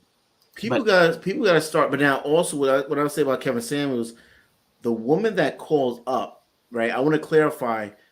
These women are not good people. They're horrible people. They say they want a high value man, a man that makes over a certain amount. And Kevin Samuels said, "Listen, what about these men? No. I want these type of men." So, you know, basically they want to exclude all these other men that they actually qualify for and try to go the men. And they talk trash about the men. They talk trash about them. So, and they keep calling up, bro. And you listen to the situation. They're not, something's wrong, man. They didn't have their mom or dad. You know, it's like the roaches raised them. It's kind of weird, bro. No. I'm sorry. What I want to say is that, I'm sorry, Arshawn, I apologize, but we got to start clicking off. When we feel disrespected, you got to start removing yourself from the stream because you're not, if you're on someone else's platform, you look like the idiot. You're never going to, if I go on some, that's why I'm on some of these people's platform, I'm quiet because I can't make myself look any better because I'm on their platform. You got it. I'm sorry. Nah, that's actually a good point. Because a lot of times we'll try to fight from the minority position. We'll try to claw our way out on somebody else's platform, and everybody there is already a supporter of the other person. You're on what's that called? You're playing an away game, like that's home field for them. They have the home field advantage. But y'all, I got something else I have to do really quickly. So Hold up. Welcome to my Thursday stream. Just kind of chilling today. Hello, welcome to Otaku Talk Sunday. I am Hawaii Bree 123. Talk like this. But when I want my husband to buy stuff for me, I talk in this voice. And it actually works. That's only some shit a stream will say. Shout out to the cat community. What does that even mean? You will experience the full power of the dark Are you ready now? Okay, all right. Let's go. We Palpatine mode, okay? Let's go. Let's go. Let the anger consume you. Look at this biscuit head. Leave me alone. All right. Hold on.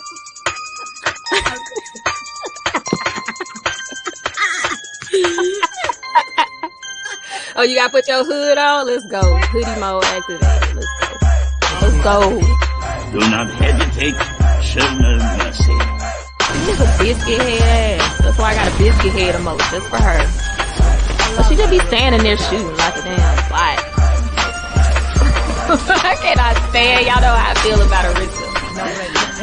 Biscuit head ass. I can't stand her. Just to come out and be like, drawing characters with brown skin is the most disrespectful thing you could ever do. It's just like The most. they make my ass itch. I just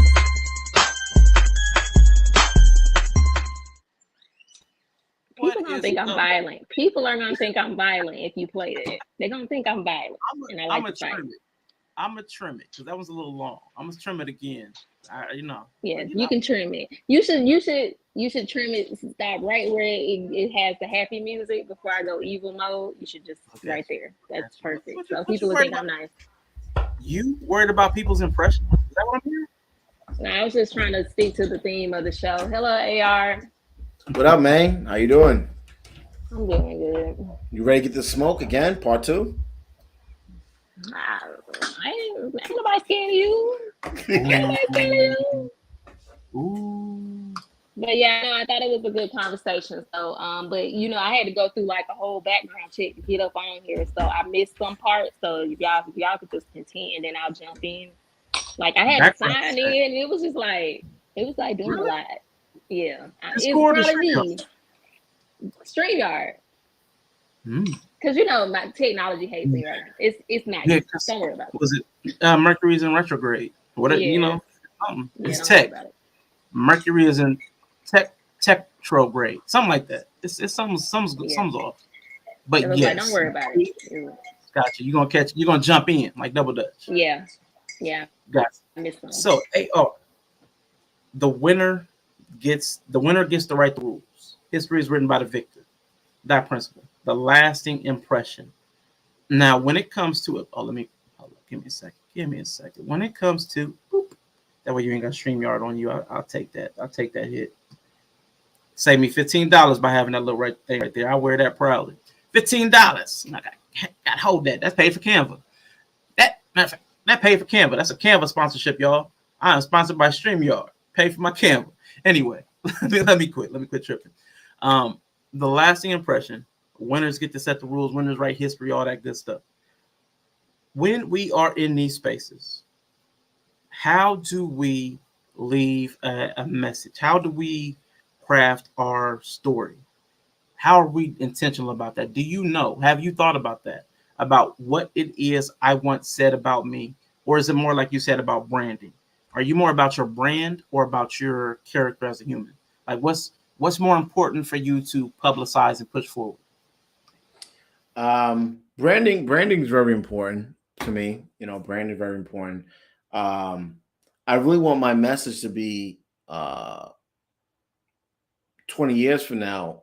This is my journal or diary or whatever, for my family, for my grandkids. And I've never, if I could have seen something like this for my great grandfather, I would have probably, or whatever. Imagine you can go back 10 generations and you can see something your grandfather, what he thought, and you wondering why you do certain things, and he's explaining these are the things he's doing. Like, oh, that's genetics. Why I get to do that, So I just wanted to be like a footnote of That's my main purpose. I want this to be a footnote, and I really want someone to say, you know what, hey, AR, you really helped me.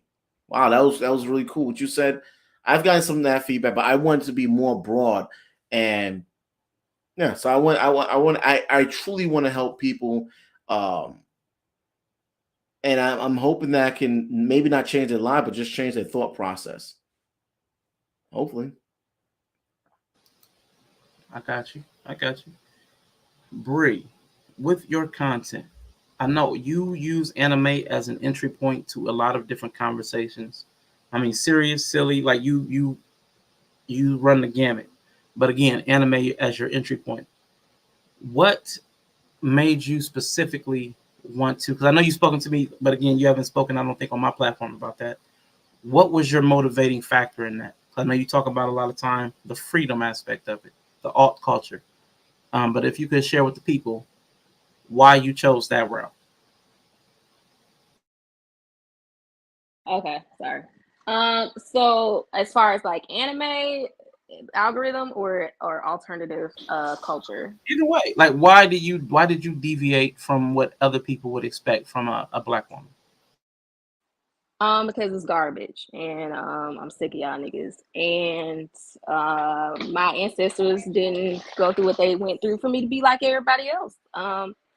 My mother raised us all to be unique and authentic, and so I was kind of always this way. I think it got a little bit more suppressed when I went into my career as a nurse, because you kind of, which was cool. Like, I'm not trying to pull up to the hospital with like cat ears and stuff like that. So I think it was a little bit more muted when I was working, and so because I am so lucky to be able to be at home, I definitely am using that to tap back into my creative freedom.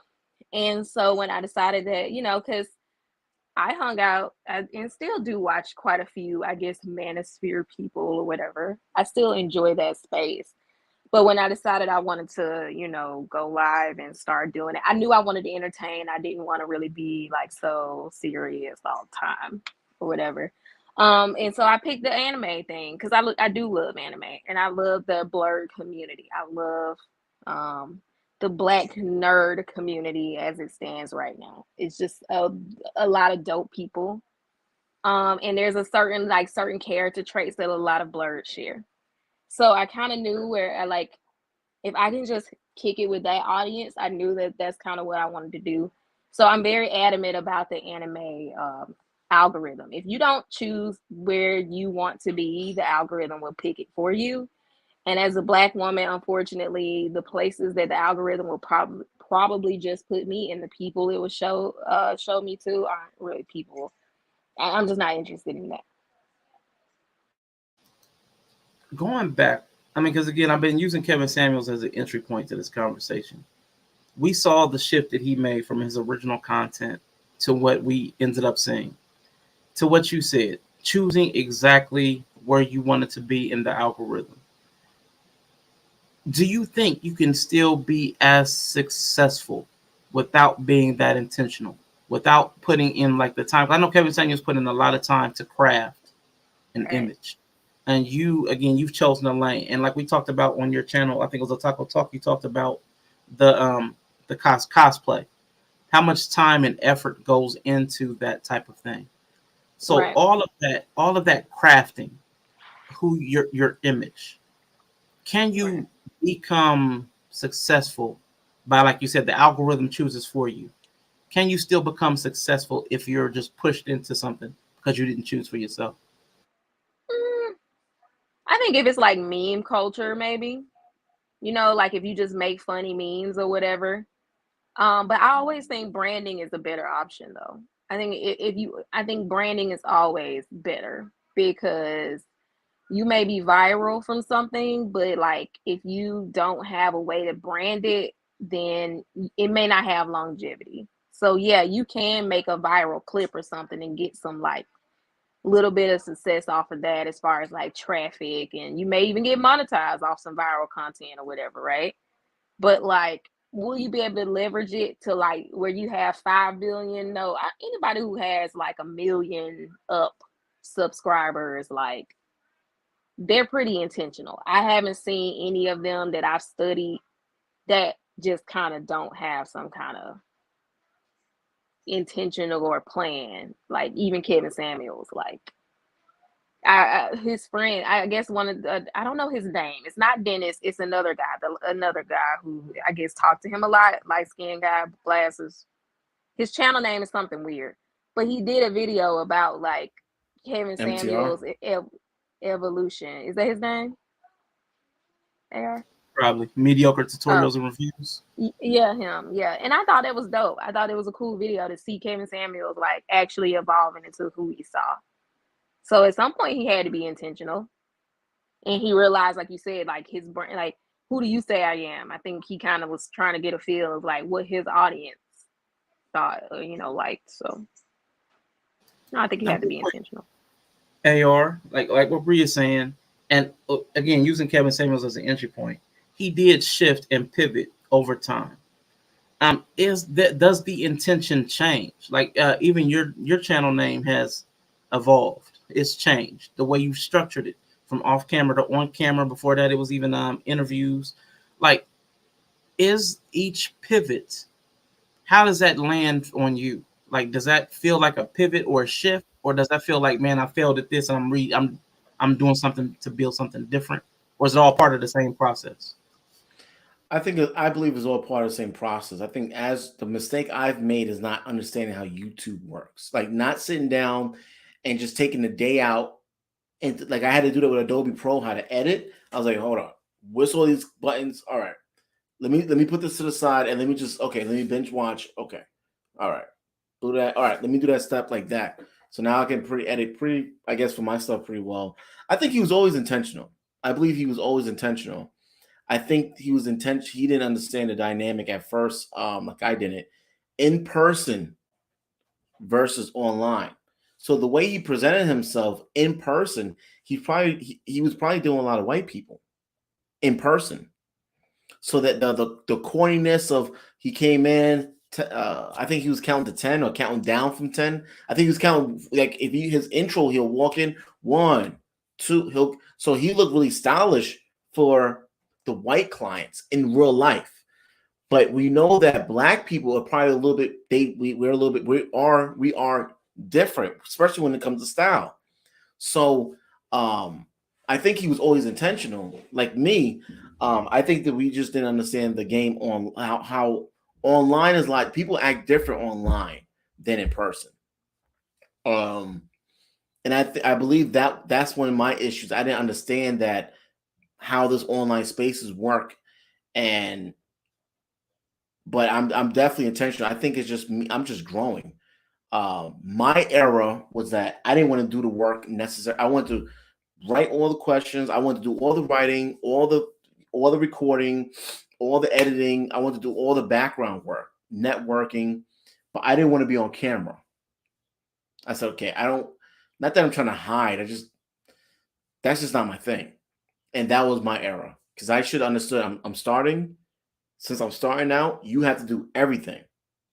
And I understood about business. I just thought that it could be this could be like a woman platform, and obviously partner up with women. Not knowing people. First impressions, going off of first impressions, you get burnt off this. I just think it's part of my process. The name changing, this and that. It's part of my growth. All right. So with that, what he said, Bree, with him changing is all part of the growth. How then, like, if you're doing that and you are intentional and you're doing it all yourself, how do you keep from becoming overwhelmed? Because again, so many small businesses fail. Like over 80%? Over 80% of small businesses fail. And I would think for like YouTube and Twitch, man, the channels that get opened up is probably greater than 80% of those that do not get monetized. So with that being the case, if you're doing everything yourself, doesn't that cap your ability? Like if you're doing all the different aspects, like from networking to branding to content creation to your performance, doesn't that also limit you? Like if you're a jack of all trades, aren't you mastering none? I guess, yeah, I agree with that. But I think in the beginning, you kind of don't have a choice, right? a lot of times. If you don't have capital to like hire out, then I just kind of feel like that's part of it. I think it's important to know like what you should outsource and what you shouldn't. Like for me, like I'm still small, but good growth. But like I'm not gonna edit. I'm not gonna sit around and edit a video. I'm just not. I'm not really good at it. I hate it. It burns me out. And with me, I have to do so much. Like if I force myself to do things that I hate and I'm really not that good at, I probably burn out. So I think knowing yourself is a part of it too, just kind of doing the best you can with what you have at first and just kind of like, I mean, there's always something to learn though.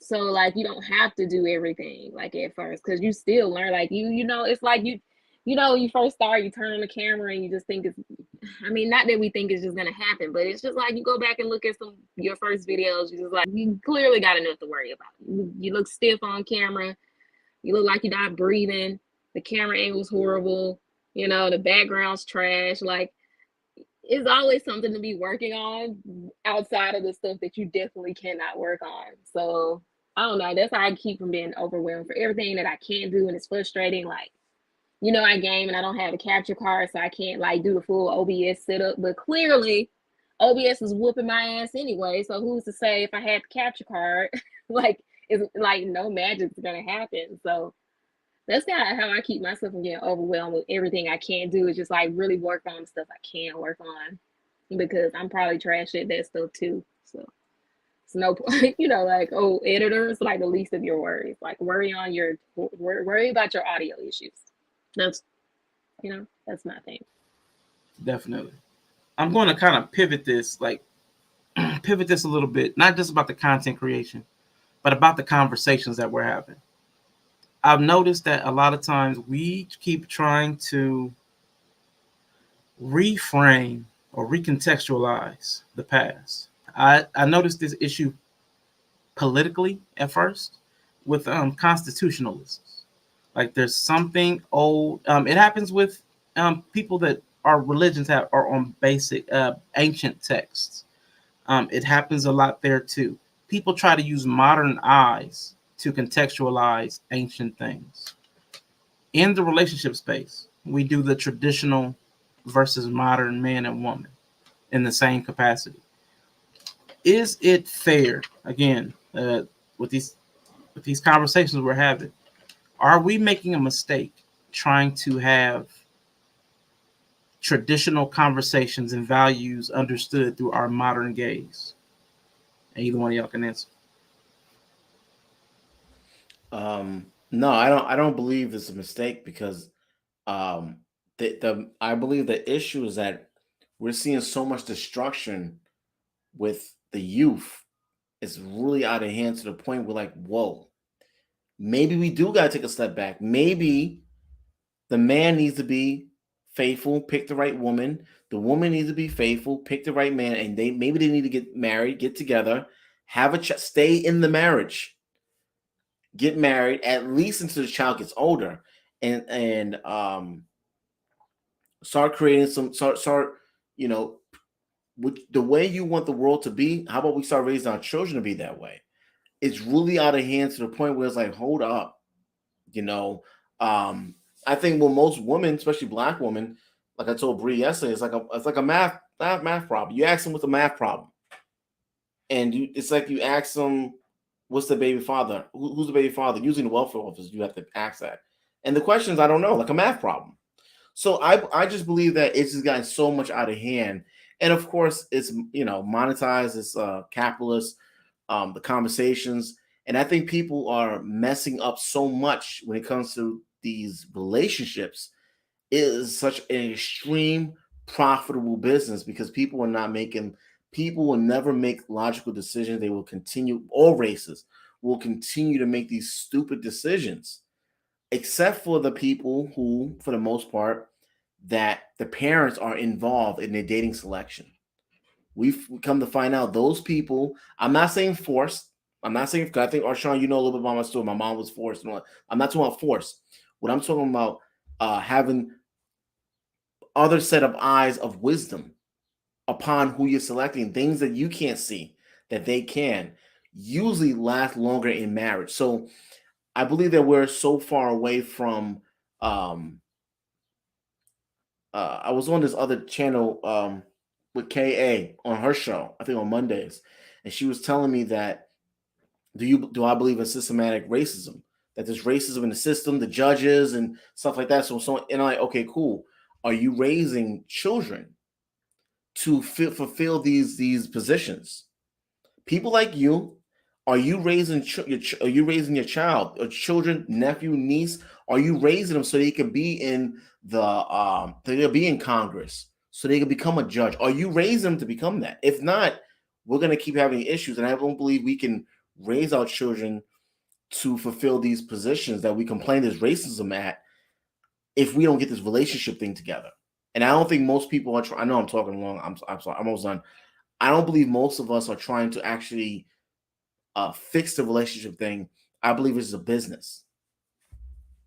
Or a lot of people would have went for marriage counseling to a certificate certified. A lot of people get marriage counseling certifications. They would have been on this trying to build a business in that sense. But no one wants to take who's getting certified. So yeah. You got anything to say about that, bro? Can you restate the question again? Just so I can make sure I'm not like streaming of consciousness. Well, no, I was talking about if you have anything to respond to him, but my question was more. I agree. I can't remember my question. You can reset. Yeah, I agree. I agree. Like people do need to like start raising their kids, like be the change you want to see, kind of thing. But I know you had like a question about something. Yes. Yeah. It was about looking at old things through modern eyes. Yeah. I see it as a problem. Again, what do you think? Yeah, I do think it's a problem. Especially when it's. I mean, there's always things context you don't have, like cultural context. Context is not a word. Context that you don't have. Like even like you see it with the Bible and everything, or you're looking back on it and you're like, just there's so much that we don't even consider probably when we think about it, and yeah, like I always say, traditional marriage, like people just really hype it up, it's super hype it up. But from what I see, it's just kind of like the roles served the culture at the time, and the roles served the functionality of the world at the time. So if the roles aren't fitting anymore, then there has to be some lack of functionality for them to some degree, or application. There has to be some problem with application of them. So while there are some things that you should take from maybe old ways, like let's not discount the wisdom of those before us. I don't think that, it shouldn't be held up like on a pedestal of like, oh, this is the solution. Because, well, if it was the solution, then it wouldn't have ever evolved. I mean, maybe, Nova always says, are you a Darwinist? Maybe. But I just feel like, if it evolved out of that, then there had to be a reason, where there was a good reason or bad reason. So you have to also consider that if you're going to try to get people to revert to an old way as well, which is the problem I typically have. People don't really consider that, and a lot of time want to discount some of the problems that old structures had just to get you to go back to them. Yeah, I like that. Either entropy or evolution. It either lost steam or it evolved to something because it was supposed to be better.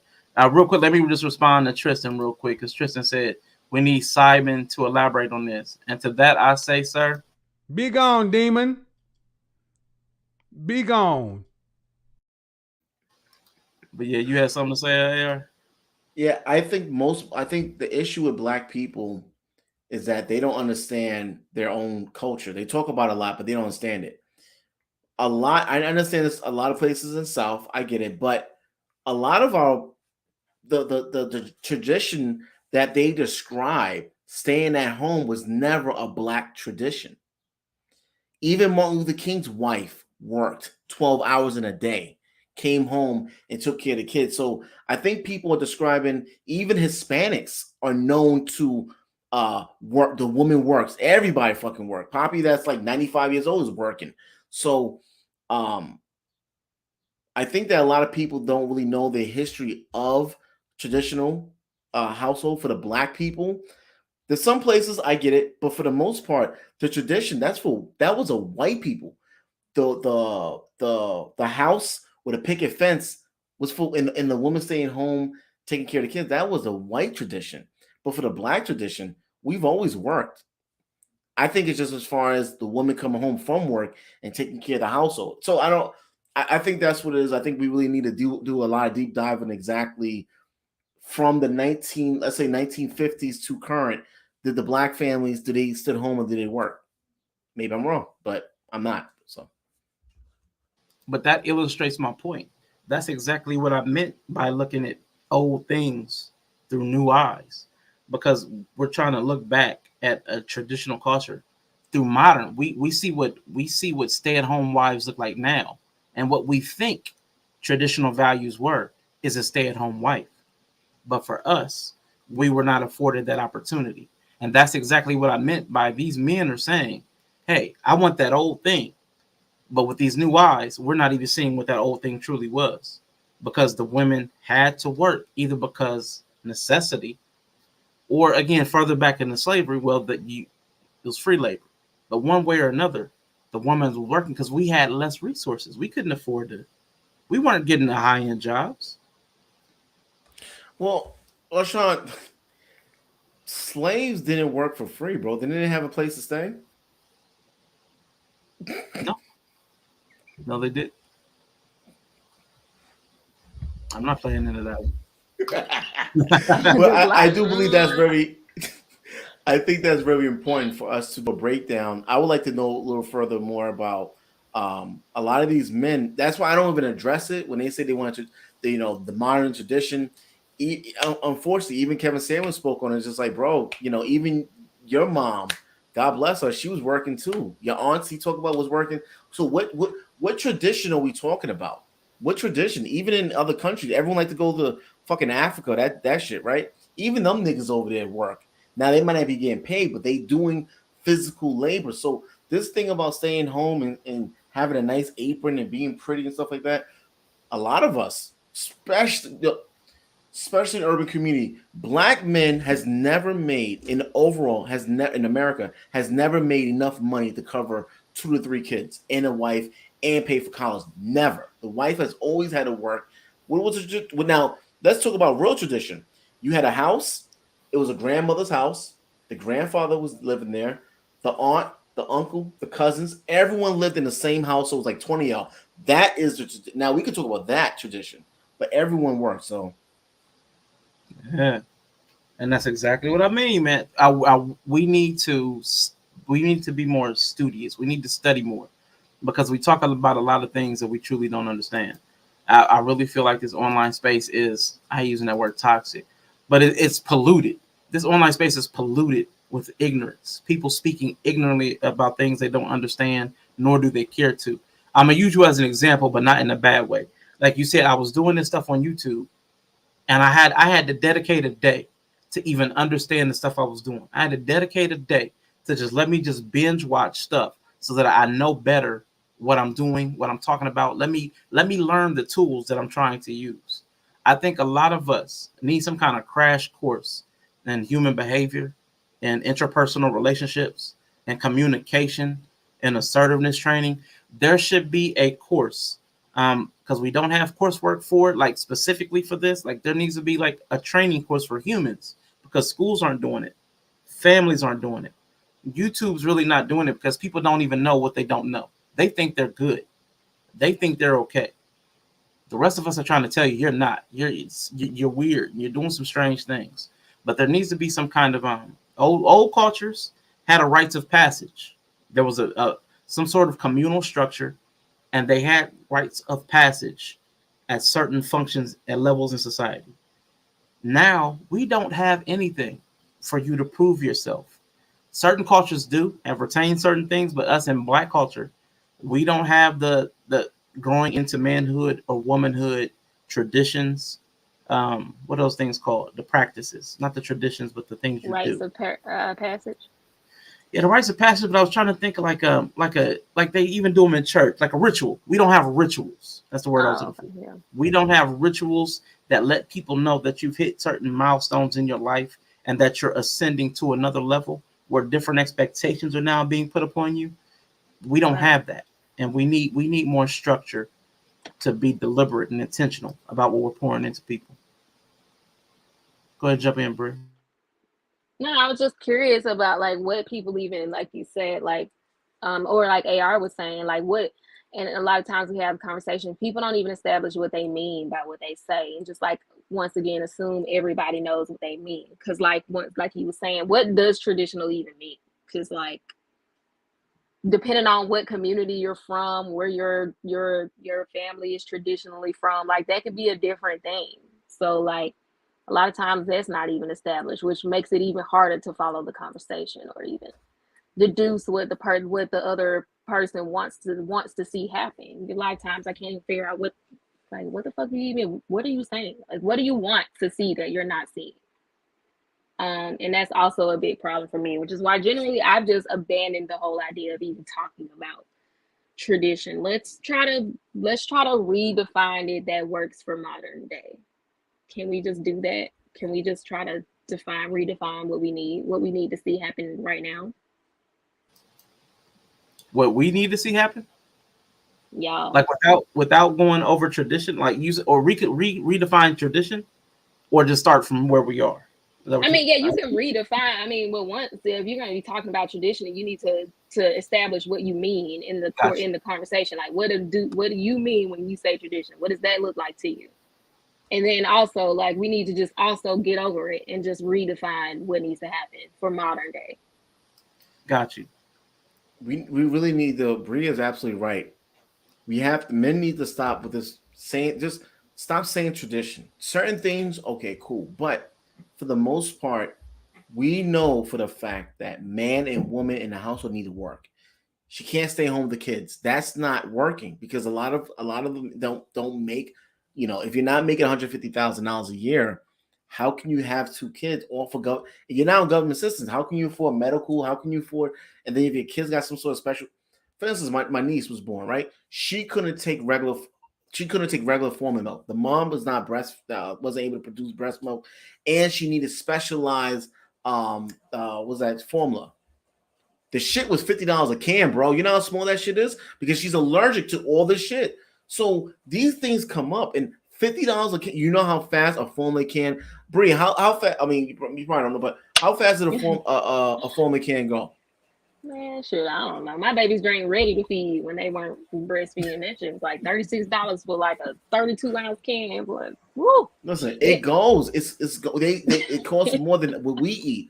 So this is something that came up. So imagine if he didn't have no money, he would be like. So it takes two people to work, and then you also got to figure out, okay, if it takes two people to work to build, who is raising your child all this time? Right. Who? We know daycares are not safe. You learn from Kobe Bryant's wife. If you're gonna have the grandmother watching, you got to pay her. So either way. Yep.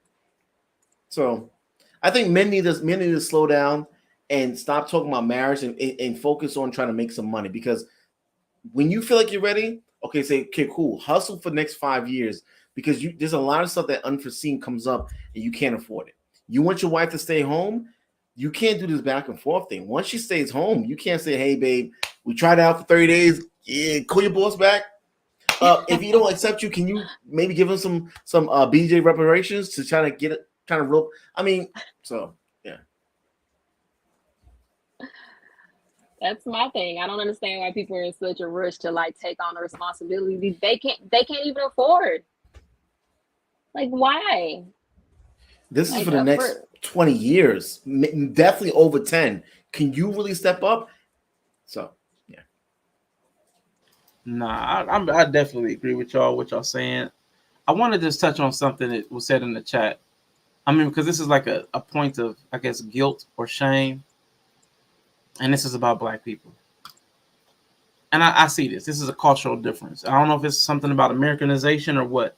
But get this twisted. My father didn't have an American education nor high school diploma in Mexico or in high school diploma. In Mexico, started his landscaping and construction business. I helped him run it, even when I was in elementary, middle school, high school. Why? And I know I see it so many times with Black people. Why won't we? A lot of times we talk about this so often. You talk about the weed head that sit on the couch. A woman will have a dude that's like a weed head sitting on the couch. There's a lot of those type dudes sitting in the community, like just sitting, like all day, or they'll sell drugs. Why can't somebody just go out and get a lawnmower and just start cutting grass? And then you got a couple of homeboys that you sit around and play video games with and smoke with. Why can't y'all just start a landscape? Like, why are we? And I said a point of guilt and shame. I'm one of them types too. Like, I mean, I'm not the weed and video games all day. I'm just saying I'm one of them types that I wouldn't go and do the manual labor. Like, I wouldn't go and do the physical work, and I would sit without a job. Like, man, there's no jobs out here. There's no jobs out here. But there are always people that need things done that you could work for and get money from. Like, even at my apartment complex, I thought about employing some of these kids to run, because people just sit their trash on the back or the front porch. I'm like, man, if I get all these people to pay like $2 a week or something like that, and they just sit the trash out $4, like 100 and something units, we could split me. I mean, I can get some runners. I just keep it organized. I'm like, we could do really practical stuff to make money and benefit our communities. But a lot of times we sit there and do nothing. Like, why do we do that a lot in the Black community specifically? In Mexico, you don't work. You die. You starve to death.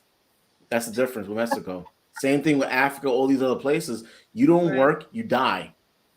Yeah. America, you don't work, you make more money not working. The more kids you have, there's no father around, you actually make more money. Did y'all know in New York City, people getting $1,000 a month per child for the tax credit? So stimmy. That doesn't include all the other stuff. So, and people wasn't paying their rent for over 2 years. So that's why. And Black people just don't want to pay the cost to be the boss. Like, I just see so many. It's just like an issue. Don't want to pay the cost to be the boss. Like, want to jump into a position of privilege with no capital, no experience, no net, nothing. Just like, why you deserve to be the boss? Why do you deserve to be at the top of the corporation? You did shit. You don't even have money. You ain't got time. You ain't gonna give time or money. So then you don't deserve to be nowhere. So I think a lot of, and like I said, once again, trickles down to the conversation about submission all the time. Yeah, I don't want to pay the cost to be the boss. So shut the fuck up.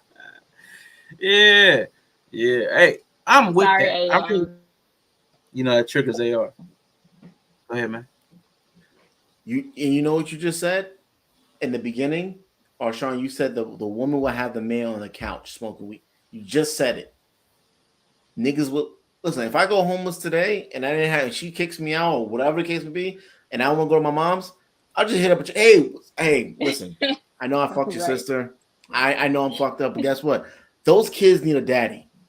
Yeah, they need a dad. I'm gonna come over and be a great father. I'm gonna eat all the fucking snacks. Me and the kids gonna be fighting for the snacks. So you just said it. You just said that a woman will have a man and he's sit on the couch smoking weed all day while she go to work and come back. It doesn't. Man and woman in ghetto area, urban communities are being rewarded. Mm-hmm. He makes more money being like that than going out working for someone. Yeah, because if he can't make a certain amount, he'll eat into her benefits. Yeah. So it's better for him to stay home and be free daycare. And that's why you hear a lot of these women leaving their kids with their dusty boyfriends who end up doing bad stuff to them. Because now he's free daycare and him not working, she can keep her benefits and they're not married. So they don't even have to know he's there. Uh-oh. Now, Tristan, explain that. He said, but this is also a small percentage, which I mentioned yesterday. The Black elites are a problem as well. You're talking about not reaching back? Like, it's like the escapism? I don't reach back whenever money. I deliberately don't give any money back to these dusty niggas, these Black niggas in these neighborhoods. For what? The youth, the young kids. Okay, cool. But these grown adults, fuck them. Go to hell. Get hit. No, become a speed bump. There you go, man. Playing traffic. Fuck them. Playing traffic. Y'all so wrong. Why y'all so just wrong? Saying. I think I do. I don't agree with elitist attitude, but at the same time, I think like sometimes we're not even at that point where we're supposed to reach back, and we try to reach back, and then the crabs in the bear bucket, whatever, drag you down. So I think like for me, I understand that it's important to reach back, but at the same time, I also understand that I've never coming from where I'm coming from. It's like I think a lot of us think we supposed to reach back a lot sooner than we supposed to, and it ends up fucking us up.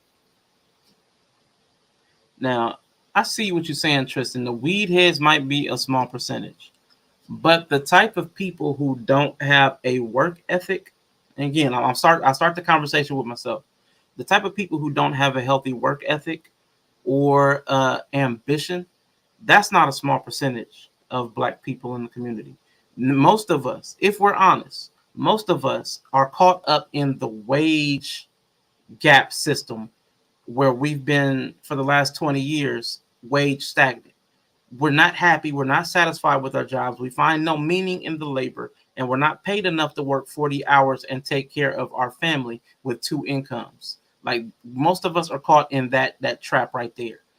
Even if most of us aren't weed heads and most of us are not on welfare, even if it's a 30%, 20%, 15%, the people who are not living a contented life, a life where they see Marcus, a life. Oh, let me see. I got sidetracked by Marcus's comment. A life where they're not seeing value to their everyday. That's a problem because that has to be at least half of us are just working to live and just trying to make it to the next paycheck. That has to be at least 50% of people who are just stuck and feel that way and aren't gathering the resources to do better. Excuse me.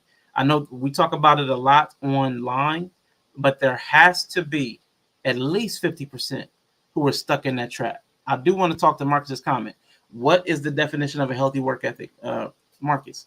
I honestly believe if you are an able-bodied man or woman and are not capable of working 40 hours a week consistently for year after year, like even if it's towards your own venture.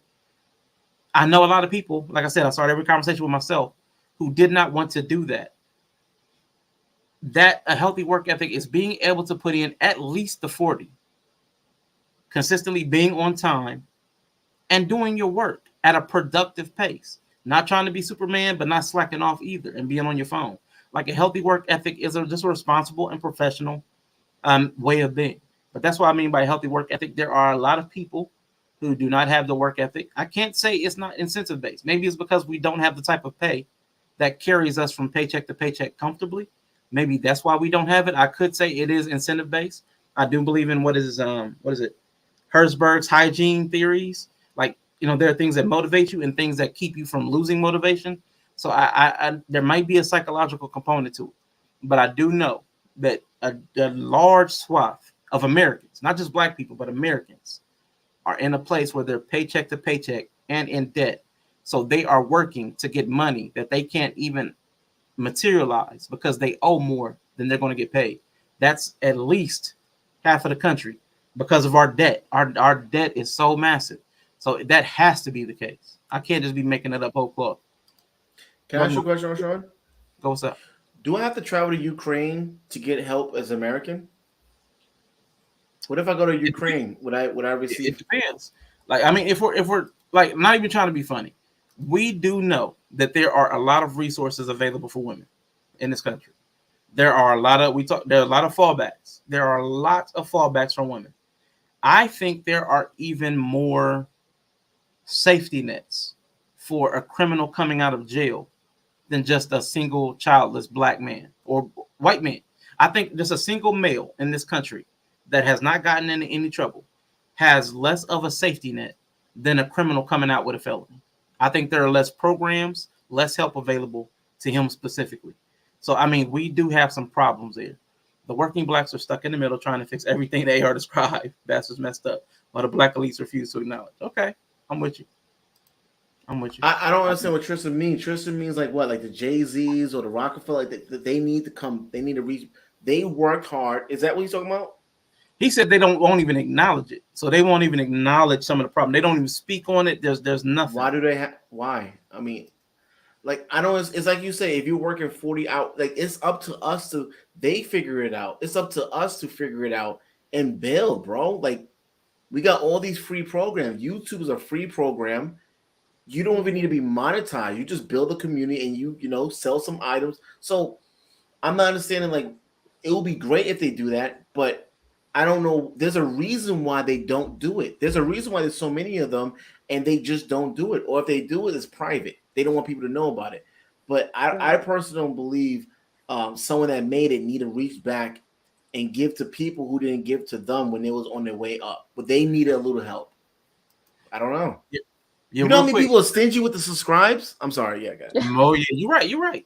But I don't think I'm not saying that I said that. Is it racial or economic though? I don't know. I don't think anybody threw racism out there as the root cause. But if I did, I missed it.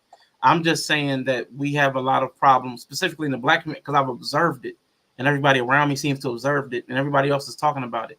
I didn't say it was racial specifically, but I'm talking about our race. So I mean, it's not racism, but it is racial. So black people specifically, we have a work. I mean, come on. Tristan, y'all know all immigrants come over here and talk about black folks and the way we are. So I mean, it's known that our work ethic is lackluster. And again, like I said, I cannot contribute. It's not the economic factor. Maybe it's because we're not seeing the same type of money, because that is a psychological thing. If everybody else is getting paid more on the dollar than me, that's for the same work. Maybe that's what you mean by racism when I say that. If everybody else is getting paid more on the dollar, or the wage gap, or it's maybe not even the wage gap. If I'm living paycheck to paycheck, it's hard for me to be motivated to be professional and punctual. So yeah, that sounds like a personal problem though. Like if you apply to become an astronaut, if you apply to become a firefighter, the exact position as this other guy, you have the same time, you're gonna receive the same pay. But if you're not we can't sit here and get on the rich because we're not motivated. That sounds like a real personal problem. Drink some fucking Red Bull or 5 Hour Energy. Nah, because I'm not trying to rely on other people. Because people yeah, I'm sorry. Yeah. No, you finish. Let me finish your thought, please. People don't care. Even amongst, we're looking for the rich elite. We have our own family that don't care. We have people that's on the same level as us, and they're not even courteous enough to hold the door. Bro, I could be short of 50 cents for buying a sandwich, and niggas is looking at me like so and they're people just like the rich people. So why would they reach? I don't get it. Hey, 2 quick questions. Because Sim asked this question. Do you think most debt is from student loans? I think a lot of it is student loans, but consumer debt is massive. I don't know how bad it is in the black community, because I know so many black people that are afraid of banks.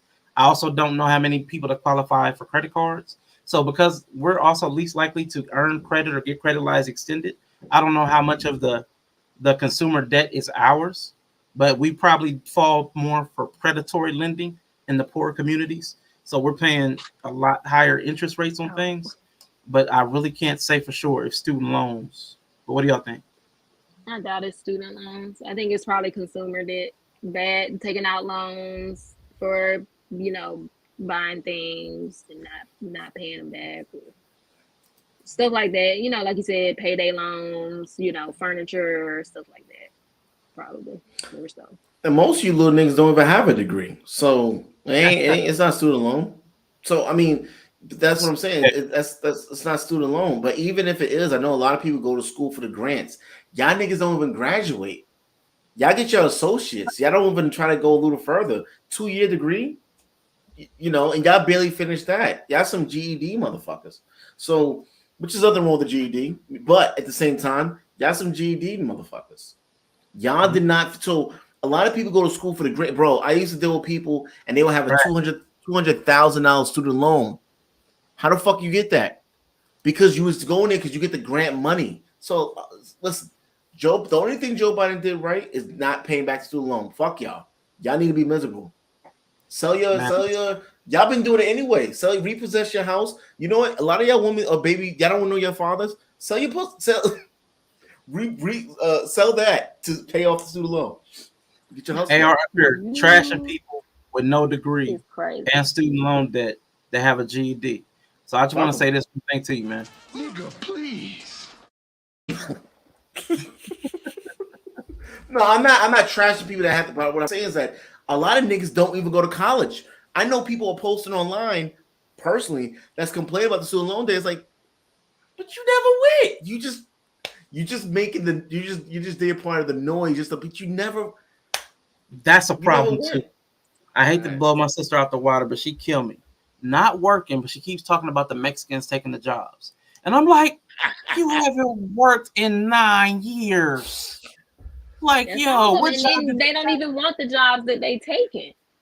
Oh, well, that was it. That was it. I think it was on Lapeef. They were saying that, was it Lapeef or was it your show? Or what? It was someone's show saying that what Bree is saying that the Mexicans are taking jobs that we don't want. How many black people are in construction? Black people are in construction. That's why there's a lot of black people moving to Alaska due to the fact that they're opening. If you're in construction, Alaska's opening up crazy amount of jobs. So they are taking the jobs that we know. Those jobs are very important. There's a lot of things that they do. If they didn't do it, we won't be having the shit that we have right now. All right, real quick. I got a couple more questions from. Hold up, I'm trying to. A lot of AR's bastards do go to community college for the check. Hey, I don't. Hey, that college check, that refund check helps. It does. That thing helps. Hey, that's the thing you say, Jay. But most, if not all, blacks know about Tanisha Williams. Who's Tanisha Williams? Does anybody know about Tanisha Williams? I don't want to make a comment. No, I don't know. I sound like a black person. Oh, so here you go. I don't know who that is. I was just curious because he said most of us know who that is. And I don't know. So if it's not a personal problem, then AR, then we should not care about people who are lazy. No. So I think that's when you're talking about the rich. I think when you're saying the rich, it sounds like a personal problem. If you're having issues getting money. Like that sounds like a personal problem. If you're having problems with professionalism, punctuality, that's a you problem, not everybody else's. So why are we worried about lazy people if that's the case? If that's a them problem, let them worry about it. I don't worry about lazy people. We just spoke last night about I cut family and best friends off because they're lazy. Didn't we discuss that last night? I have my best friend I knew since fourth grade. I knew him over 22 years. I said fuck him.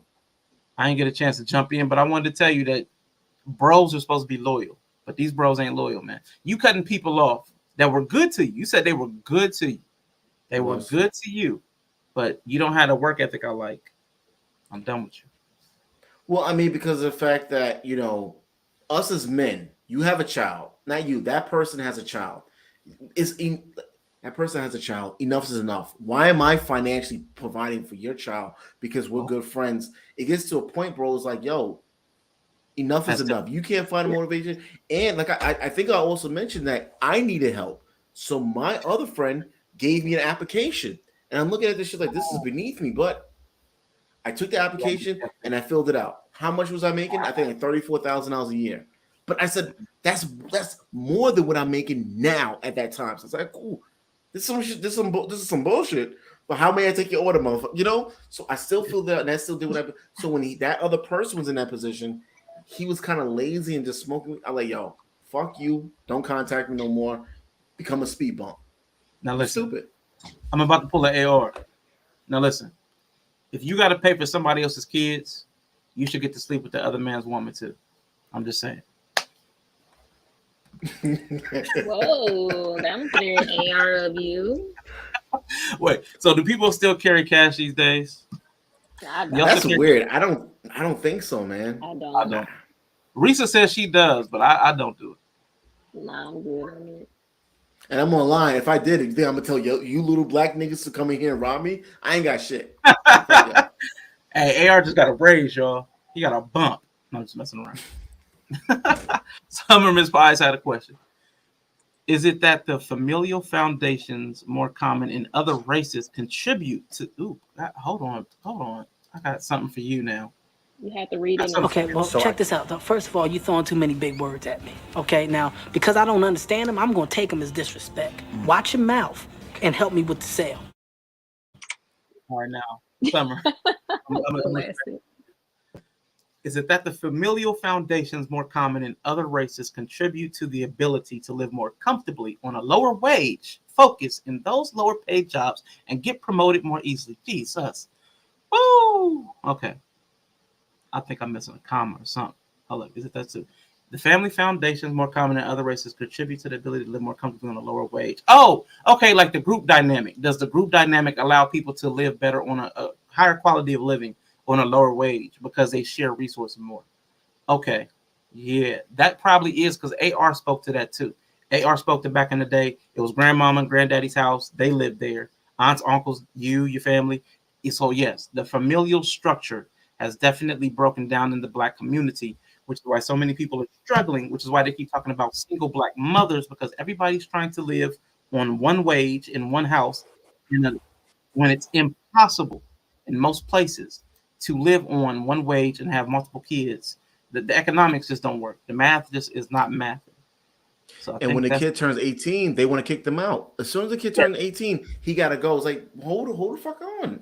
Other cultures, they don't do that shit. And they start saying that when you're 10. They start saying that young.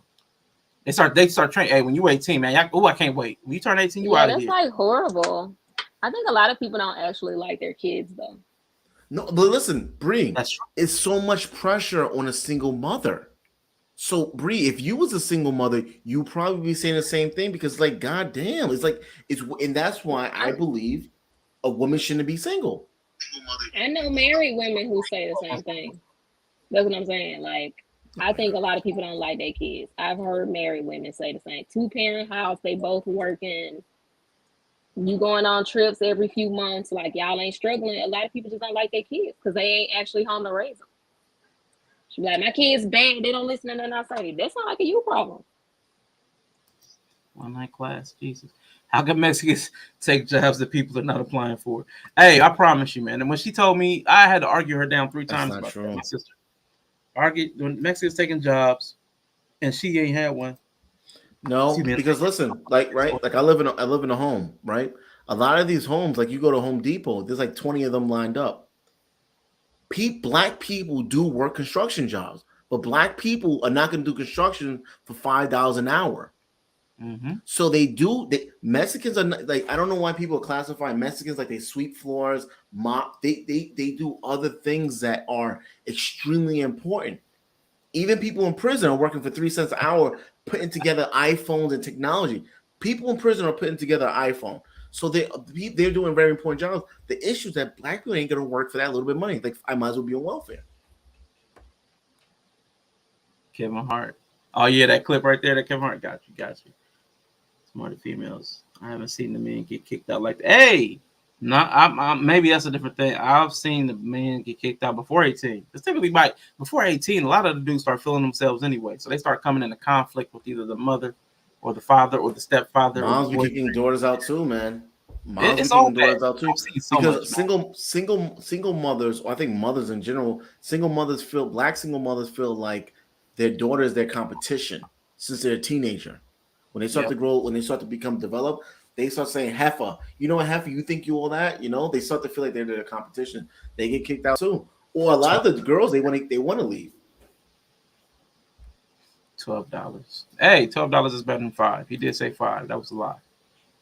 Now, Rico said something before he dipped up out, man. I wanted to double back on. Because AR, you had them bad stats last night. They were trash stats. I just want everybody to know. AR has trash stats. Definitely true, but God. 90% of the manosphere talking points are damn near delusional. So where y'all get y'all stats from, man? Where you collect your stats? Who's your data source? What's his data source? That's crazy. I mean, the manosphere is just something to identify with. Manosphere is basically, red pill is different, but manosphere is just basically, hey, I need to start reading more. Hey, me as a man, I need to better. How can I better myself? That's what the manosphere is about. I think even like with the churches, man, you got some people, it's hard to find a good church, but there are some good churches out there. Some people want to talk about women. It's crazy to think that you need 10 to 12 different females, but you ain't got your shit together. So, Rico ain't shit, man. So, everyone still know I'm cool with Rico, but he called me a fat drunk dude. So I ain't missed him that for one. that. That was hilarious. That's a funny one. I didn't even hear that. But he was in the chat trolling. Man, I can't handle y'all, man. At least you keep it like nice and vanilla with me. You like Arshawn ain't shit. I'm like, okay, I can handle that. But y'all be you and Rico. God dang. Most of these mandatory data points are pseudo correct. Yes, the numbers are right, but they do not know how to read the studies which refute everything they say. They sure don't. They just be making up shit on the fly. Well, I mean, like, I'm not sure about what manosphere you are talking about. I don't really look at a lot of manosphere. I don't, it's you fresh and fit. I don't. Anyway, I don't want to drop any names, but blackdemographic.com. There's some really reasonable statistics itself, and I think also observing, observing your area. But blackdemographic.com is a pretty good website. I believe it's true. Who knows? Ooh. Man. So, AR, let me trigger you a bit, man. Why do you participate in the patriarchy? Like, why are you so oppressing women? Like, why is that part of your whole platform's stance? Why do you bring up women and then bring up things like Ike Turner? Well, I think domestic violence is very important, and it does happen quite often. Okay. So I am joking about it, but I am giving women an opportunity for me to be the villain and for them to speak on these issues. And I think that a lot of women, they fail to say, "Hey, listen, that's not domestic violence is not funny." When black women that come on my panel, they choose to speak out on dumb shit, but the important stuff, the things that I feel that's important, that's affecting them, they are quiet about it. They're quiet about it. So I think that I try to be the villain, and I don't like you say, "Hey, why you don't do any pushback?" Because I'm really trying my best to allow them that even if they're wrong, it doesn't matter. They spoke. And when I say things like that, they're just kind of quiet. It's like, so I'm talking about a man beating a woman is okay, and we're just quiet about it. All right, fuck it. Oh snap! I was just joking, but I'm glad you said that. That's interesting. Because a lot of times I think they feel like it's ridiculous. But that's just me. No, I think that even with a lot of the things that is ridiculous, they still should be speaking up on it. Because if I say a woman nags, they'll go. I think Arshawn, did you see the stream? Now they're really or submit. Oh shit! Submit. No, I ain't gonna submit. Okay, so now you're talking about submit, but okay. But the things that are directly affecting y'all women don't want men to be making more money or be in their spaces. But as long as a man says, "Hey, I'm trans," a man could be in their spaces. Okay, no problem. And yes, Tristan, I definitely did not pick up on that specific. Because see, to me, I mean, just speaking plainly, to me, that's I don't even know the best word for it. I'd have to think about a word for it. It didn't land right on me. I'll say that. I know I don't like it. It's like what women do. I mean, it's like I'm just say the word, a shit test. I don't like shit tests. I don't like. I mean, that's manipulative. Like Psych 101. I don't like that stuff. Like for me, so that's how I feel. Like that's why I didn't pick up on it because probably I would if I'd known it, if I was present like that. That's what you're doing. I would have had a problem with it.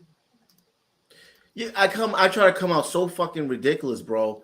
And I try to put it in a funny form, but I do give women an opportunity. Hey, listen, maybe I don't have a platform myself, but now I'm on this platform and he's saying something. Now let me speak. You don't have to act crazy on me, but you can speak out and say, "Hey, domestic violence is a serious thing. That's not funny."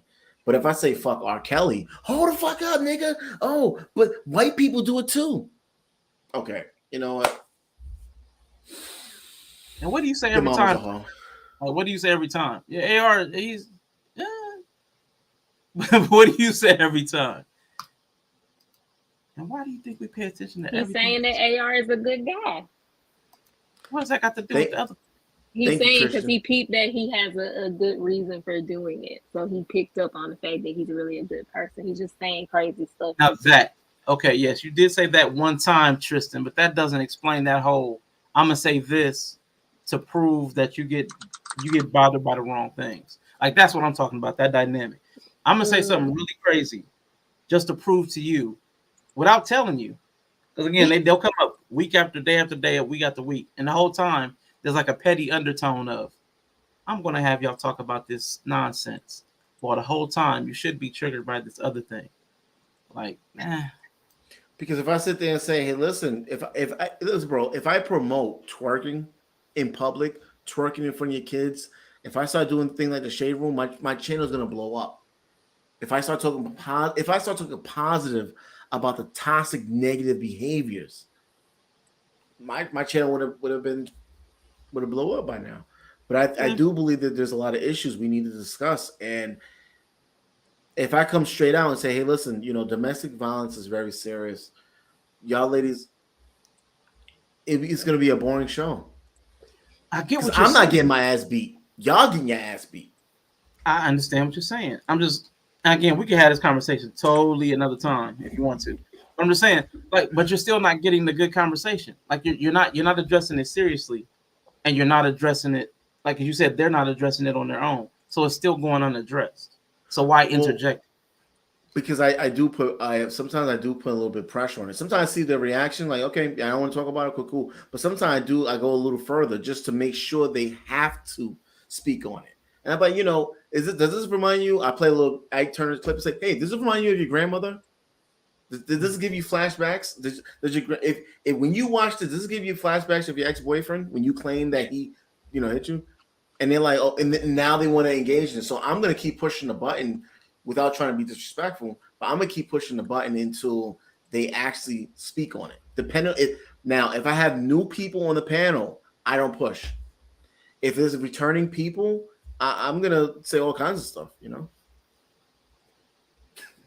Anymore, I left my ex. Got sick of fighting him, and I grew the F up. Hey, much power to you, Risa. Much power to you. And I gotta know when to walk away. Definitely. Listen, nobody else ever think about how AR, who usually never agreed with KS, is defending KS because he has an issue with how the black women are disrespecting a dead man who, although didn't, was wrong. What? What happened? I'm just trying to read this. No, I do agree with most of the things that Kevin Samuels say. I just try to give some sort of pushback because at that time my channel was dedicated to women, and they will be DMing me like, "Hey, listen, how come Kevin Samuels last night?" And like, "Why are you DMing me about Kevin Samuels?" And I said, "Okay, let me give some pushback on how he's a hypocrite on certain talking points, but his message, his message, I think anyone that listens to him, I don't think you would disagree. Maybe you don't like him, his delivery, whatever, but the overall message, But I do give him pushback. I probably won't do it for a while because he passed. But shit, I'll do it. Yeah, man, that's cool. Well, go ahead, say it, Bree. Say it, Bree. Say it with your whole chest. Don't be scared.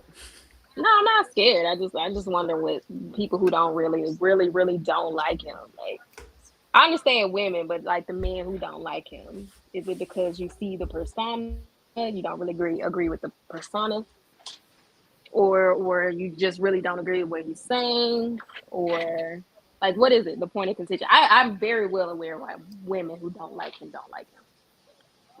But are the men who don't like him for the same general reasons or like different? It's kind of like No, there's different camps. There's definitely different camps. Because I'll tell you what I've noticed. There are what they call the white knights who really don't know what he said, who didn't take the time to understand it, and they just don't like the fact that he was talking to or about black women. That's just it. They've never even tried to understand. No, seen that y'all low-key don't care. I actually did listen to quite a bit of his content, and I even found the entertainment value because it was funny, like the other dude said. Like, it is funny seeing a dude that has no sexual interest being able to talk to you just candidly. Like, yo, I ain't trying to get with you, so I can just say whatever. I mean, that there's so much, there's catharsis as a dude when he did that. My thing was, I'm gonna tell you what got me. This is the camp I fall in. I don't know how many other dudes feel like this. There was a point where he made it clear he was about the money and not about help, because I saw how much potential he had to help black men, black women. He spoke a way that everybody could understand. It was accessible. He was studied, and he understood the problem with different levels. He understood the problem at different levels. And instead of saying, I'm going to help for the sake of helping, and the money that comes along, because he was already making money, the money that comes along will be great, He says, no, I'm going to get rich. And if I help a few of y'all along the way, cool. So I just didn't like his focus because I saw how great he could have been. And you can disagree with, you can count him back, how great he could have been, because I saw when he emotionally tapped in during certain conversations. He honestly, you may not agree with me, either of y'all.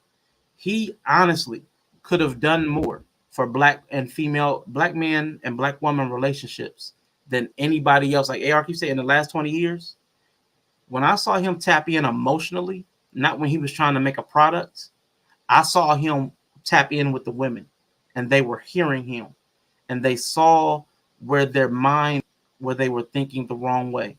When he was talking to the psychologists and the psychiatrists, and they were saying certain things, and he was like, do you have children? Yes. Do you have sons? Yes. Would you want your sons to go through what you put these other men through? And they were quiet or almost on the verge of tears, because you could see the kind of hell they had allowed, they had justified putting some man through, that they wouldn't visit upon their own sons. And he was like, those men that you put that hell through, those were somebody else's sons. And at that moment, you could see that they had a revelation. He could have worked through that lens. He could have had an effect, not just an effect, but an effect. And the women could have shifted. The paradigm could have shifted, and the conversation. It didn't have to be about big Shirleys and high value men. It could have been about repairing the emotional damage that black men and black women have been doing to each other, because he had a way of contextualizing it that I haven't heard anybody else do. And we can't really hear it from black women, because a lot of times black women will put it in that divine mother, like Iyanla Vanzant. Iyanla Vanzant was brilliant, but she had too much divine mother for a lot of men to. It'll rub you the wrong way, because you talk to be that. You got to be alpha. You got to be alpha. Yeah. Well, at least Kevin was a dude. So even though a lot of dudes like, he comes off kind of feminine to me, but he's still a man, and I can hear it from him, because like he talks raw to dudes, but he switched over to women, and I saw the power he could have had in transformational understanding, and he decided to do something different. I can't hold a personal thing to it. It was just like, man, you could have did something great. You did something good, but I gotta let that go. So the things he did do wrong, I will point him out, because he misinformed. I'll say misinformed. I can't think of the right word right now. He misinformed people, like some of those bad stats, like AR used, and I'm using AR because he's here. He can defend himself. That bad stat is a bad stat because nobody ever put it in context, like Tristan talked about.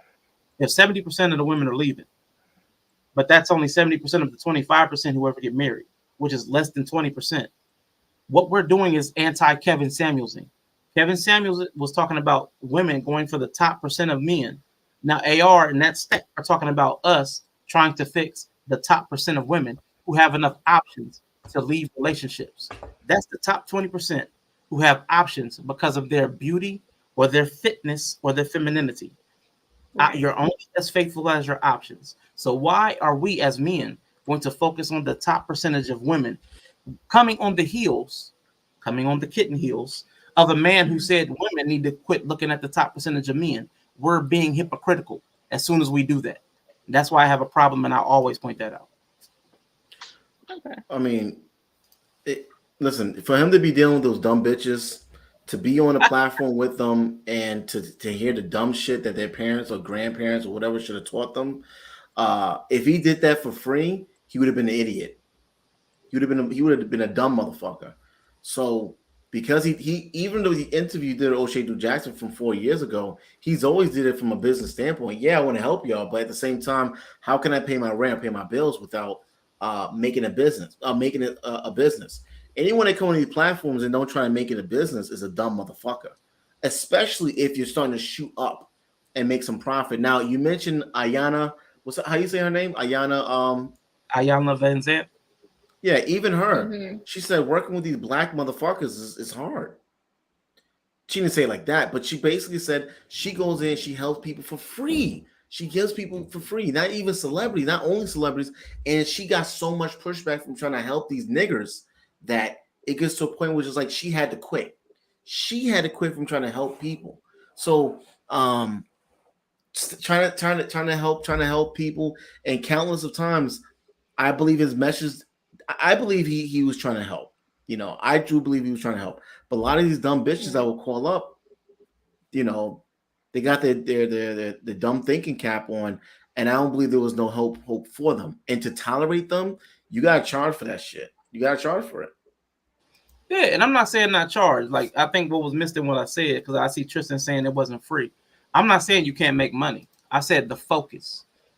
You should make money. If you put your time and energy into understanding something, if you've built a particular skill set, you should be compensated for it. But if you only seek the compensation and not the positive outcomes of what you're doing, that's what leads to bad business practices, like people cutting corners, like in construction, like the collapse that happened in Miami. Well, I can make the money, but I don't have to put in good braces. Maybe let's not put reinforcement here. That's what happens to the arguments. They don't have sound structure and they start to fall. And people are living on some of these principles and stats that are faulty. So that's what I'm saying. You can make your money, but if you're money focused, you start to cut corners and employ bad business practices that harm other people. Somebody Risa said something about stealing talking points. You'll steal from other people. Again, like you'll cut corners, you'll use substandard materials, and in this talking space, you'll use substandard talking points and statistics, uncontextualized. We are having a problem with communication. AR himself is doing series on communication versus comprehension. Anybody that will take money over the cohesiveness, the structural integrity of the people that they're communicating with, if you're taking money as opposed to giving something that will actually help somebody, you'll actually keep some good information from them because it'll be more profitable to you. That's a problem for me. That's a character issue. Get paid for what you're doing. Every professional should get compensated for what they're doing. That's why I don't like the free labor of YouTube. You've heard me say that. I don't like the free labor aspect. In fact, I'm actually paying to do it because I'm not getting anything out of it. Get something out of it, but give something valuable too. Not just empty calories. Give real meat, not just sugar. Like that's we need to have some standards and regulation. We need to start vetting the opinions that are going into people because we're programming people. We need to be intentional about what's going in these people. Like Tristan, you keep saying, you say this so consistently. I'm shocked people don't know this. Man, I had a father. Man, why didn't y'all know this? You say that a lot. A lot of us didn't have that. We didn't have family structures. We didn't have homes. We didn't have understanding. We didn't have an education. Didn't have lack all through our lives. If somebody catches our ear and is pouring into it, that person, in my mind, I'd like for there to be a responsibility to pour something positive. We're capitalistic. I can't enforce it. That's just the way I want it. And I'd love for him to have done that. But again, it's not about not getting compensated. It's about what are you giving when you do get compensated. Bro, I think he was doing that. His actual last show, he asked the dumb bitch, "Hey, listen, why you not with your baby father? You left your baby. Why?" And he actually listened to her. You know, I don't believe he stopped helping women. I believe his message was still to help women. He asked him why you left your baby father, and her answers was just as dumb as she looks.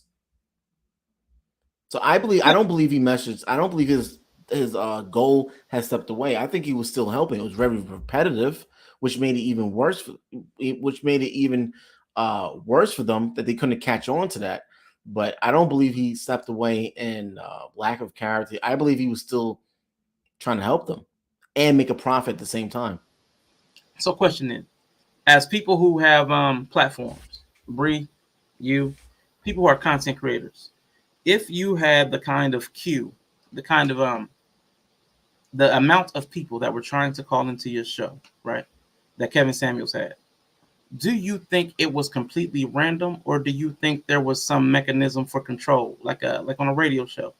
Do you think they screened the callers? So the people who are coming in that are contentious or combative, do you think there is any intention behind who's chosen, or is it all random? I believe he. I don't believe he. It was just too much. I think it was sometimes you have like 50 people waiting to get in on his Zoom. So I think he screened to make sure they was on camera, so they're not trying to troll him. But it just shows you how dysfunctional these black women were. Not all, but those black women I was calling, because only a dysfunctional woman will call in to an image consultant for relationship advice. You got to be a dysfunctional motherfucker to call in to speak to. Anyway, yeah, I do. Yeah, Gabri. Yeah, I mean, sometimes he would go through women who weren't ready, and it definitely does not seem like. Hold on. It definitely seemed like no, it seemed like he was screening them kind of as he went. But that's what I keep saying. Like I think after a point, like a lot of what he got was just because he had hit, what works. And that's why I will always keep talking about to some degree an algorithm of like think about like how they say sometimes when you take polls on TV or polls, right? They're skewed, because the viewers that are drawn to that poll in the first place are going to be skewed because they've shown up on your platform. So I think it was a lot of that going on. Like the women who were getting this put in front of them probably would not agree with it. Now, what algorithm you would have to be in for the algorithm to be like, oh, this is going to get a reaction from you? I don't know. But like I know a lot of women who never heard of him either. Like just as many women who never saw or heard of him. So there had to be something that like maybe it's just a situation of when he really hit his bag and like really hit the thing that gets the clicks and the views. Like I just think he was just getting put in front of people who, who would maybe have a stronger response. And so they were just lining up to like get their word in with him. I don't think it was too concerted. People do it themselves. I got you. Like it kind of the way he operated kind of dictated the people who wanted to respond. Yeah, like I'm not gonna ever call Kevin Samuels, even if I thought I could get through, right? Like take away, like you probably won't even get through. But even if I thought I could get through, I have no reason to call Kevin Samuels. What am I gonna call him for? Like his formula, what he does. So like a lot of women who I just feel like only a certain type of woman would call him. So like I mean, I did a stream called Surviving Kevin Samuels with one of the ladies that called up to Kevin Samuels. Now, she only called up Kevin Samuels due to the fact that she wanted to promote her business. That's the only reason why, and it worked. So I do think some of it is like that. And it's funny when he says, listen, I did not pay her. I did not pay her, because some of it just sounds so ridiculous, but also a younger it's sad, man. It's really sad that we see a lot of dysfunction. Like y'all should be calling your father. And that's why I also did something called if you never met your father and you need advice, should you go find your father? Because there's no way your father would be given. It's weird. It's just weird calling another stranger publicly to need relationship advice. It's weird. It's weird. Now, question, because I want to know, Tristan, why can't people be normal? I'd like to know what normal is. What is normal? I'm not normal, so I don't know. I mean, why can't people be normal in response to what? Like is he saying like how people didn't want to be normal when they talked to Kevin Samuels? Like women don't want to be normal, or is he talking about something we said in particular? I guess. What's that in relation to, Tristan? What's normal? What's normal? I do respond to Sima said normal is a new different copycats or the new norm now. Now, just so everyone knows, whenever you want to, if you're nervous in front of camera or do a presentation, you got to copycat over someone that is successful. Like, you got the personality wise, it is good to think of someone, see their behavior issues of the behavior of the demeanor, and try to reflect and try to become like them just until you get used to being on camera. So, yeah.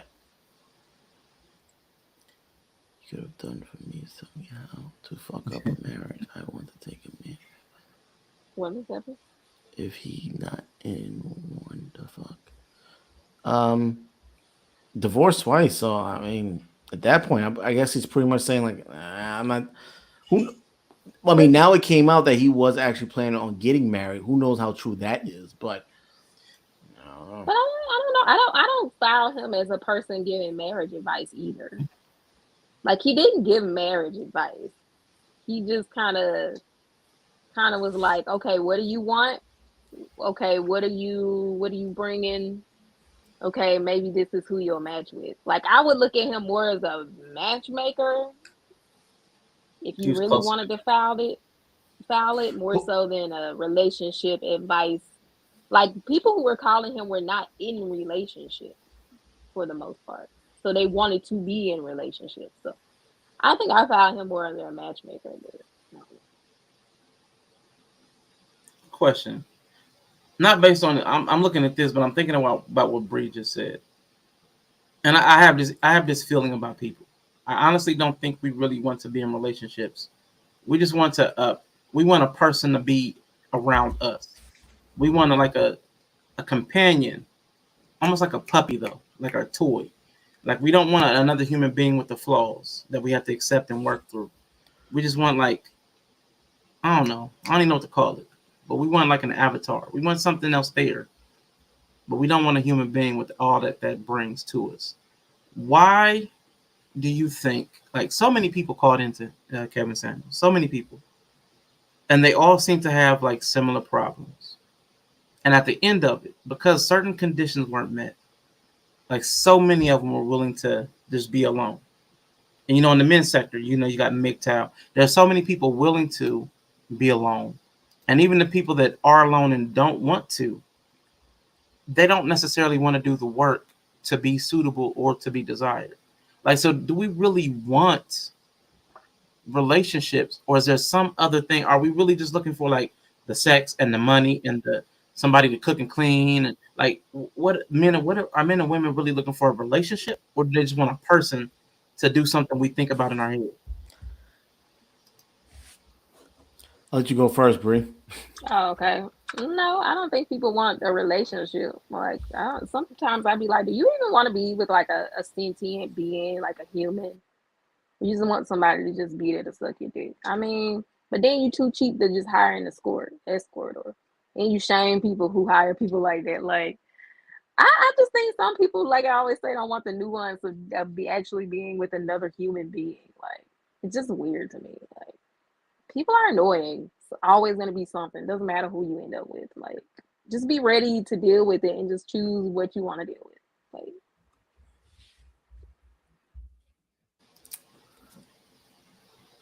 I mean, I don't.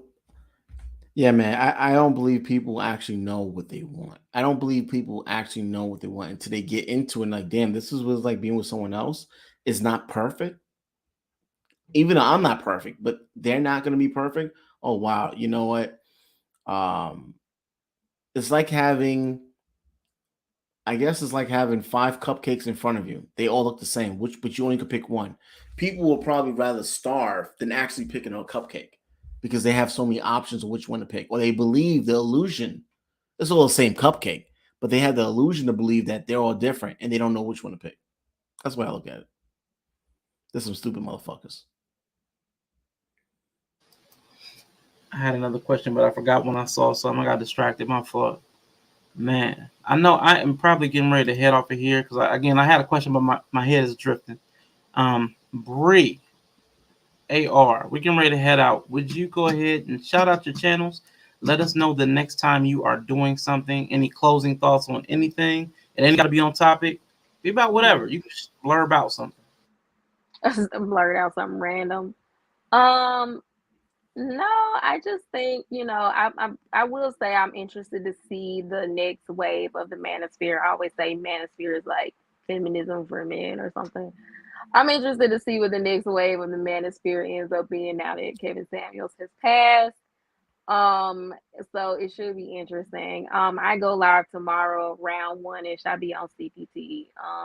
And I'm gonna be playing some game. I don't know what it's gonna be yet. Probably Overwatch. But if it makes me mad, I'll play something else. And then my next podcast is on Wednesday at 3 p.m. and I'll be streaming only on Twitch. Cool. Any last parting advice on the Kevin Samuel stuff, on relationships, on anything? Just give us some wisdom, something useful, something we could take and enhance our lives with. Who, me? You want me to give you useful advice? Yeah, yes, Oh, Bree. I okay. need that. I don't have useful advice. Well, let's see. Just don't poop at somebody's house on the first date. There you go. Shout out to AR. Yeah. And I hear you, Risa. I hear you talking about, I'm saying, why would I call him for anything? Yeah. AR even says this all the time. I don't understand why people call for relationship advice from an image consultant. I know you all are fans of his. Yeah, I'm not even a fan. Yeah, but about to get married is different from marriage at the end of the day. Yeah, I wasn't even a big fan. I just found some of his show entertaining in the beginning, but it got repetitive. People how to have high value relationship advice might fucking drop. Oh.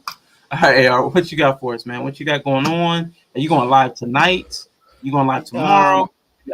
I might go live tonight to do a little breakdown of situationship versus relationships.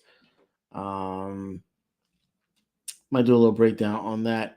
I think that the concern with Kevin's saying, I think people need to just admire his work, learn as much as you can. The next few weeks is going to be a lot of information coming out that the things he was up to, and it's just like you have a black president, even though he's dusty.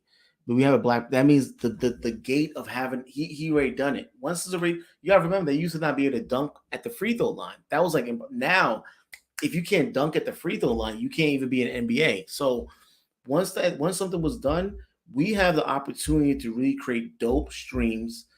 Also, Bree, you said that you didn't want to do the editing. Editing is important because you have some dope streams, but unfortunately, people can't tune in for the full 2 to 3 hours. So your great streams are getting lost. It's getting lost. No one's gonna really see it. Now, if you clip it up, unfortunately, even if you clip it up and just no intro, nothing, clip it up and just upload it. Especially, I know you want to move more towards Twitch, but use YouTube for the clips, 10 minutes at a time, 20 minutes, 10 minutes at a time, and people can catch up on what you're doing. So that's facts. I appreciate. Yeah, man. I think that just admire his work from afar. There's gonna be a lot more coming out that he actually found out. I found out he's in actually a lot of different movies. I don't know how he got these opportunities of time. And us as black people, we have a real opportunity to support each other and whatever you want to do to really grow. I think we have a very limited time to actually get established, us that is not established, and and go forward from there. But Arshawn, I do appreciate you doing the stream today, especially shouting, all of us out. And we appreciate you, man. And people don't know how much I call and text you for advice on how to do. They don't. Yeah, I mean, most of the time, honestly, if we're being honest, since you said that, I think what it is, you don't even really call me for advice or text for advice. You already know the answer. You just want to see if somebody else thinks that's the right answer. Like, because a lot of times you already know. Like, because you're a smart guy. Like, you already know. Because some of this stuff, man, I'm a smart guy. Thank you, Arshawn. How you call another black person smart? I appreciate it, man. I promise everybody I listed today is a brilliant person. Everybody from the I promise you, there's so many. That's why I really love this space, because I met so many really interesting, intelligent, thoughtful, caring people. There's a lot of the opposite out there, but I don't gravitate towards that. The people I listed today, the people I acknowledged were people that like clicked on with me. I clicked on with them. I mean, like that exchange. The people I had an exchange with, I did. I definitely did want to acknowledge them before whatever happens next. I don't even know. I might decide to quit Twitch next week. Y'all know I'm flighty. I'm like the AR staying on my case, but who knows? But I promise, all of y'all mean so much. Y'all enhanced my life, so I definitely have to acknowledge the people who've enhanced my life. So I mean, that was all of y'all. You too, Bree. Appreciate you, Tristan, Risa, Sim. He said, "Clip it and ship it, chat." Yeah. All right, now my next thing tomorrow on Twitch, I will be going live at 5 p.m. tomorrow. Just because I want to try different times on Twitch to see how I feel about it. Why So can't you I'm do Twitch and YouTube? Why can't you do that? not anymore. Not anymore. Really? Not with the affiliate. Yeah, not with the affiliate. Oh, really? Yeah, my Twitch stuff. I guess it has to be exclusive for 24 hours. At least that's what they keep telling me. I haven't looked it up, but I don't even care to. So I'm just gonna, do my Twitch thing.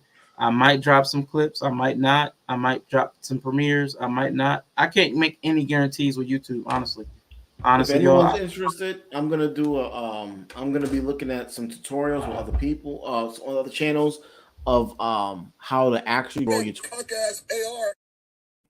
Interrupted me like that. I don't even understand how you gonna interrupt me when I'm talking. You was talking, really? I think there's a lag. My bad. I'm sorry.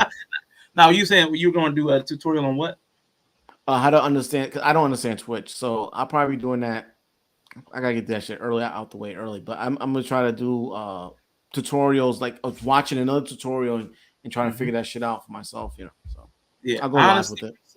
I promise you. And maybe I probably could find a way to do it over here, but I haven't figured out a way to incorporate it. But Twitch has it built in. That whole reward redemption mechanism where you can just alter the stream from the chat like that it's so attractive to me. Like you could be talking, we could have been talking midstream, and you could do a redemption that could have changed the entire course of the show because we all would have had to start answering in song, or we would have had to start making poetry on the fly. Like that idea is just like I love that because each show will be organic and different based upon what the chat wants. So I mean, I'm a chat troll. I cater to the chat. I want y'all to get to determine and dictate the flow of the show and how it operates. I mean, because I'm a chat troll. I shouldn't have. I enjoyed being disrupted from the chat. AR notices that when I get people from the panel to pay attention and to respond or to change their focus and start focusing on what I'm saying, I get tickled. The spider senses start tingling like, yeah, I got you. But yeah, man, I love it. So I want y'all to have the same type of experience, even if you're not a troll. We could be in the middle of a sentence and a theme comes up and you've chosen us to play a song or something. I just want a more engaging experience. And I think Twitch will give me that. I do like the chat, but I want you guys to have more influence on the show. So that's why Twitch appeals to me so much. But yeah. What Stream Elements? That's like clothes and shit? Check Stream Elements. They have that's what I was trying to set up. It wasn't working right for me. That's where I was putting my points in. That's what Brandon told me. I thought I was adding points to their redemption pot, but I was adding it to Stream Elements, and that doesn't go into the same kitty. Stream Elements is for clothes? Like for no, it's for like Twitch and stuff. I mean, they do that too. Too, but they have a chat bot and they have moderating tools. There's a lot. There's a whole lot in there. Yeah, they have you can do your store straight into like Stream Elements and have it like kind of come up, integrate with Twitch. So it does a lot. Overlays. Yeah, it is. There's a whole lot of tools. Twitch has a lot of built-in tools that can enhance your stream. I do like it. And see, I told you, Tristan, you said you're gonna get with me. I haven't reached out to you, but even at 85%, I don't want to max out at 85% because I'm trying to run slobs.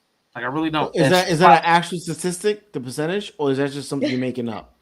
Nah. Where you get your statistics from? I mean, you're online giving out statistics, and it's not. How do you know it's actual factual? Where you get it from? I got it from my computer because, unfortunately for you, my computer's in front of me. So what I do is I get the Windows Task Manager and I go over to Performance. And when I'm running slobs, which is Streamlabs OBS, I'm at 99% capacity. He said he could help me get down to 85%, but that leaves me only 15% of any window room. If I have a second window open of anything, I'm dead in the water. Stream gonna be like.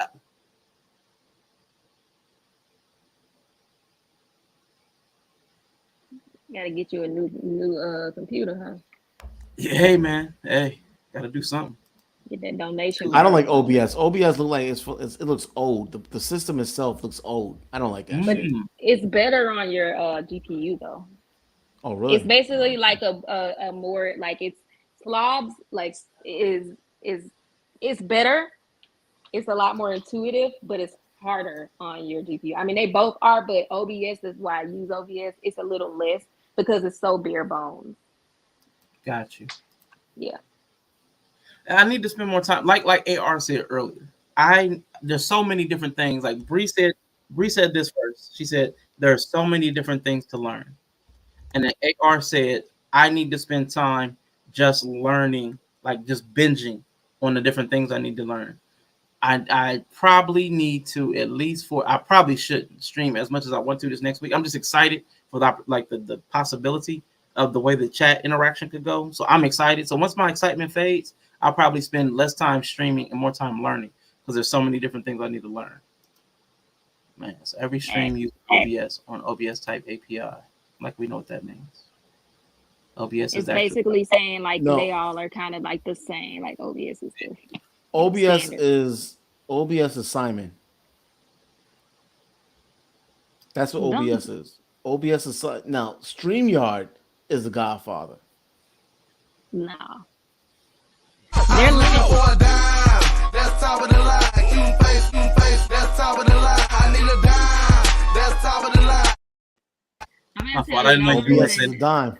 I stopped using StreamYard because I needed to be able to brand a little bit more than I could on StreamYard. So that's why I stopped using it. You just can't. I only use StreamYard because. I'm sorry. Say it again.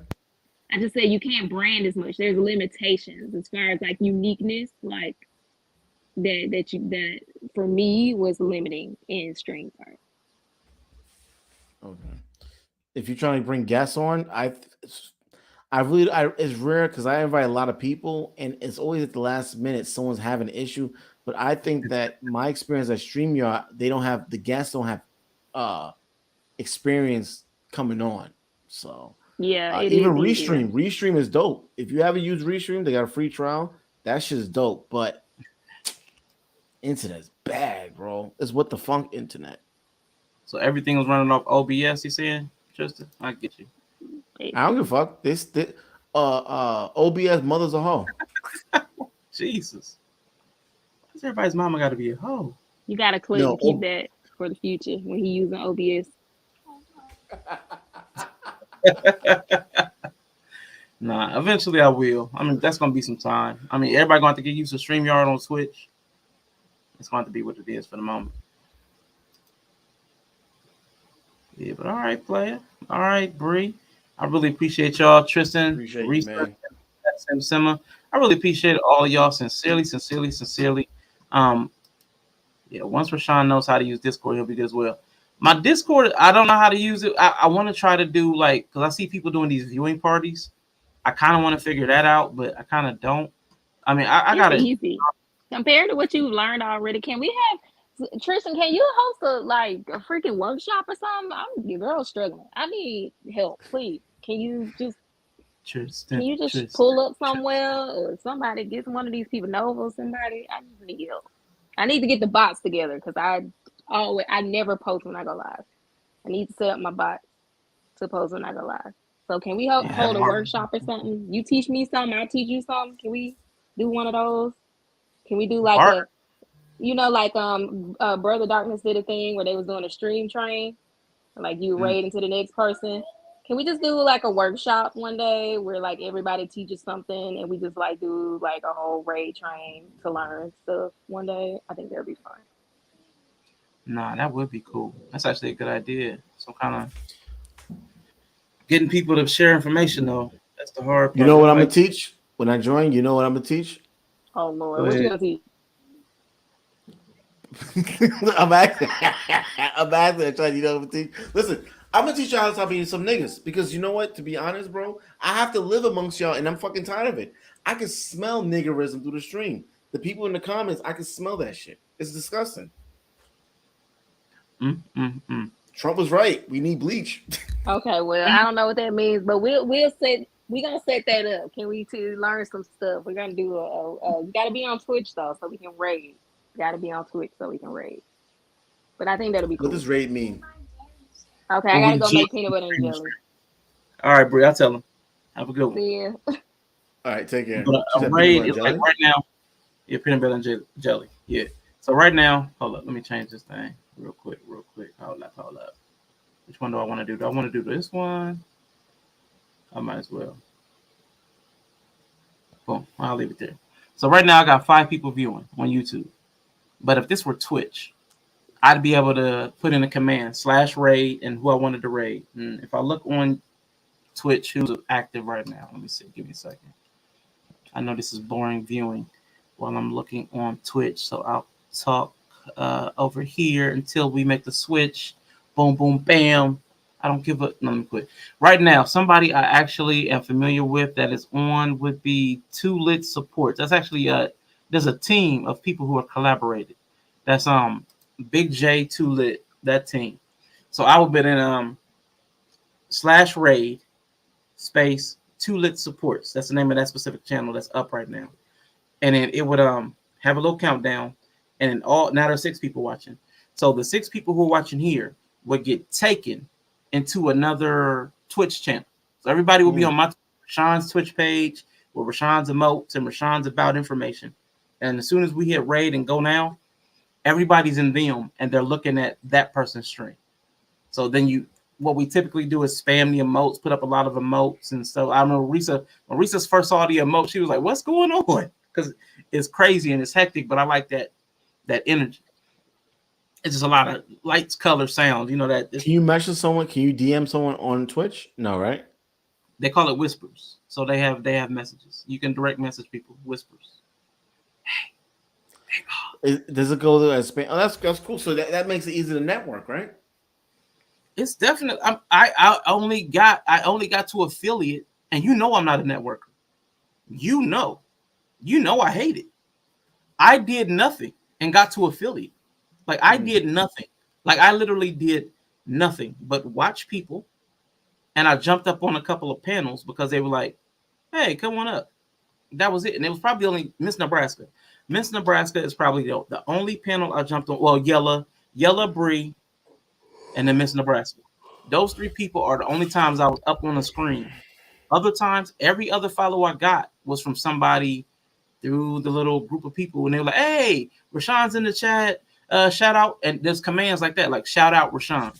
And that some people have it where to play a clip in the middle of the screen, like because you can take clips. Like YouTube is now doing clips. It'll just play your most recent clip or a random clip that somebody liked on your stream, and it'll host it so everybody that's in the chat can see. Like it's almost like a little 30-second advertisement or something. So it'll show a little clip. If they like it, cool. If they don't, they can hit follow. They ask, like subscribe to AR, like and subscribe to Rashawn. They do the same thing, but more people seem to do it over there than over here on YouTube. Because I've never marketed. I've never. Yeah, I'm gonna check them out. I'm gonna try to sit for an hour and just watch someone and just unfortunately I think that's the thing that we need to start doing. We need to start saying, hold on, before I use a program, let me get a clear understanding of it.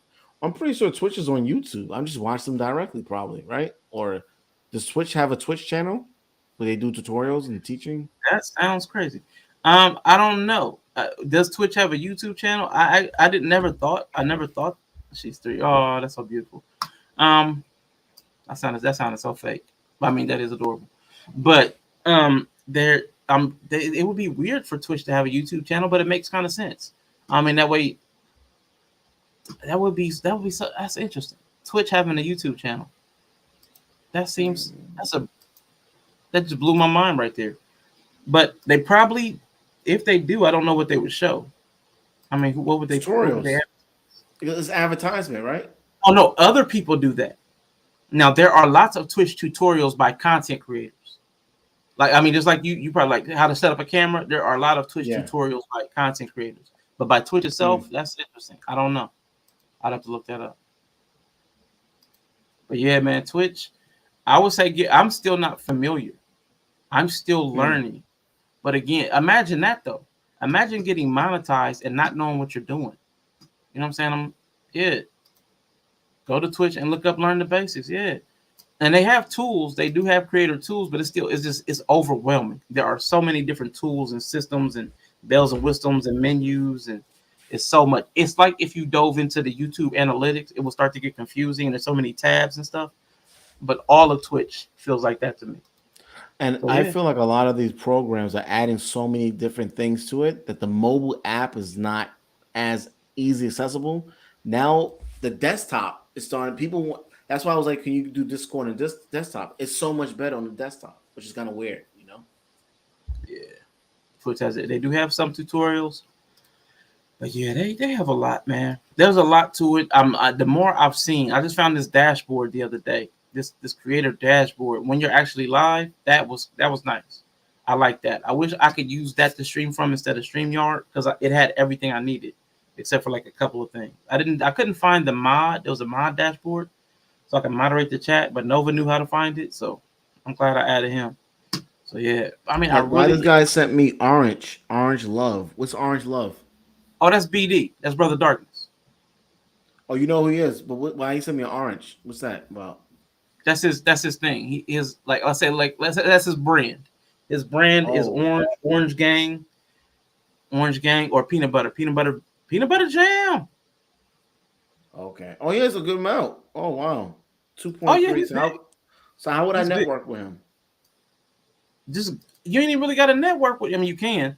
He's got a Discord. Just go to his channel. Flow page. Flowpage.brotherdarkness84. Well, I don't have to do that because he DM'd me. He said, "Thank you for the follow." And I said, "You're welcome. You have dope content." He put new whisper, Orange. There you go. So what you talking about? No, I mean like what would be the word terminology to? I don't know how. When you whisper back, because he says always whisper him if you want the Discord. Just whisper him and get his just ask him like, hey, what's your Discord or your flow page? Because he has a flow page with all his different stuff. Just ask him for his flow page or his Discord because he does a lot of TikTok. I don't know about as much IG. I know. He has a bunch of stuff.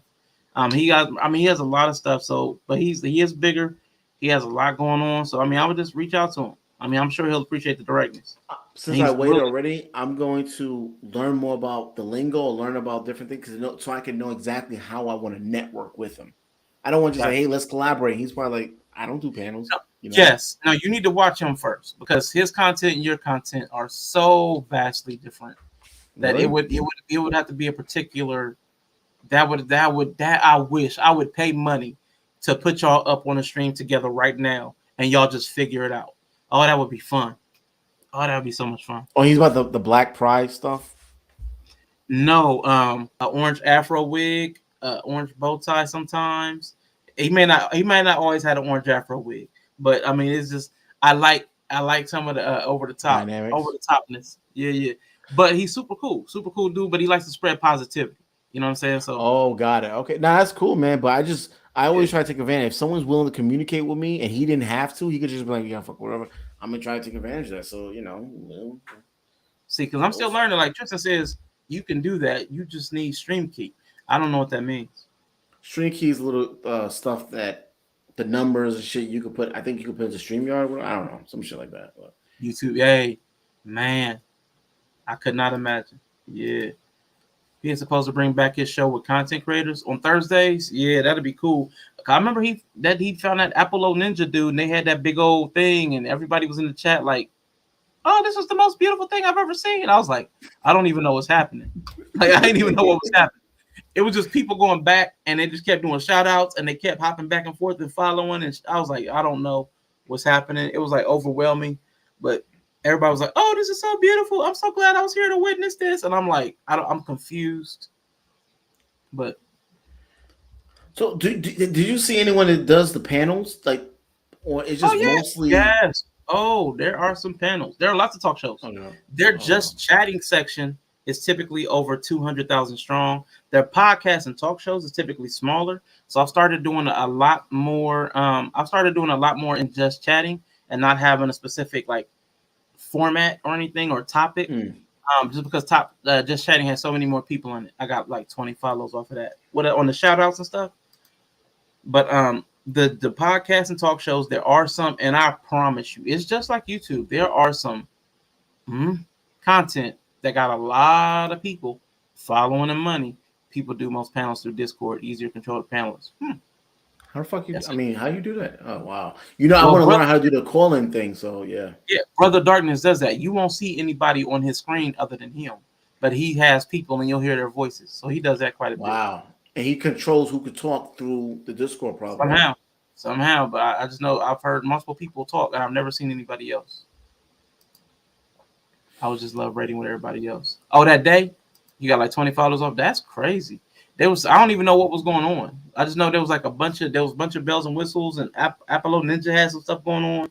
I saw you in the chat and I saw Yadetis in the chat and I didn't even want to jump in the chat because I was like I was lost and I figured I would come in with the wrong energy and I was like let me just fall back. Well, one thing I do like is that you don't have to be a mod in order to. If someone comments, I could click on their profile. Mm-hmm. I don't have to be a mod. I could click on the profile and say, "Oh shit, let me check this person out." You know, Discord can load into OBS. Okay. Yeah, man. I mean, it's. I feel like it's I feel like there's a generational shift. Excuse me, where YouTube is like Facebook, and Twitch is like the Twitter or whatever the IG. You know what I'm saying? I feel like there's going to be a breakdown at some point where Twitch is where the new people are. Like I just think that's going to be the future as opposed there's something to else called Rift, where it's kind of weird, but I like the way the layout is. Have you heard of Rift before? So, there's so many there's things. there's a lot of things out there. You just gotta pick one that is kind of like on the upper rise. It's just like me and you. Why would low? Now's the time to get this, man. Now's the time for you to get in. Once I make it, your mom's on home. If you didn't help. Yeah, see, why would I work with you if you're gonna infer? No, let me quit. YouTube making a major comeback because it's taking all the Twitch talk. I heard they bought a couple people, but I heard the payouts for the top people is better on Twitch. So they're wondering how they're going to be able to buy them out if they can make more money on Twitch. So I mean, we'll see. I mean, we'll see how it works, man. I mean, I don't really have an invested interest. I'm too small, and I'll probably stay small. I can't. We talked about being intentional and knowing which direction you were headed, but I haven't been able to figure out exactly what I want to do. I know I want to have fun. Like I know I want to have fun when I'm up here. Like that's why I want the chat to be engaged and throwing stuff at me, like because I want to have fun. Like I don't want to just be just running my mouth. You can't do any. There's no. I know there's a room for Discord. You can use verbal. Everyone can just talk. Like I guess it's sort of like Clubhouse, but you can't do any video streaming into Discord, right? Nah, people. That's what I'm saying. People do viewing parties. There's like I'm in this the Moon Cocoon. He does Atlanta. He's done like an Atlanta marathon. They do some other stuff. Yella and Bree. Yella and Summer. They've done stuff in Discord. I can't remember what it was, but I know. I remember seeing the little video thing. Even JP. JP has a Discord. The Aspiring Matriarch. She has a Discord, and I think she did a listening party, not a viewing party.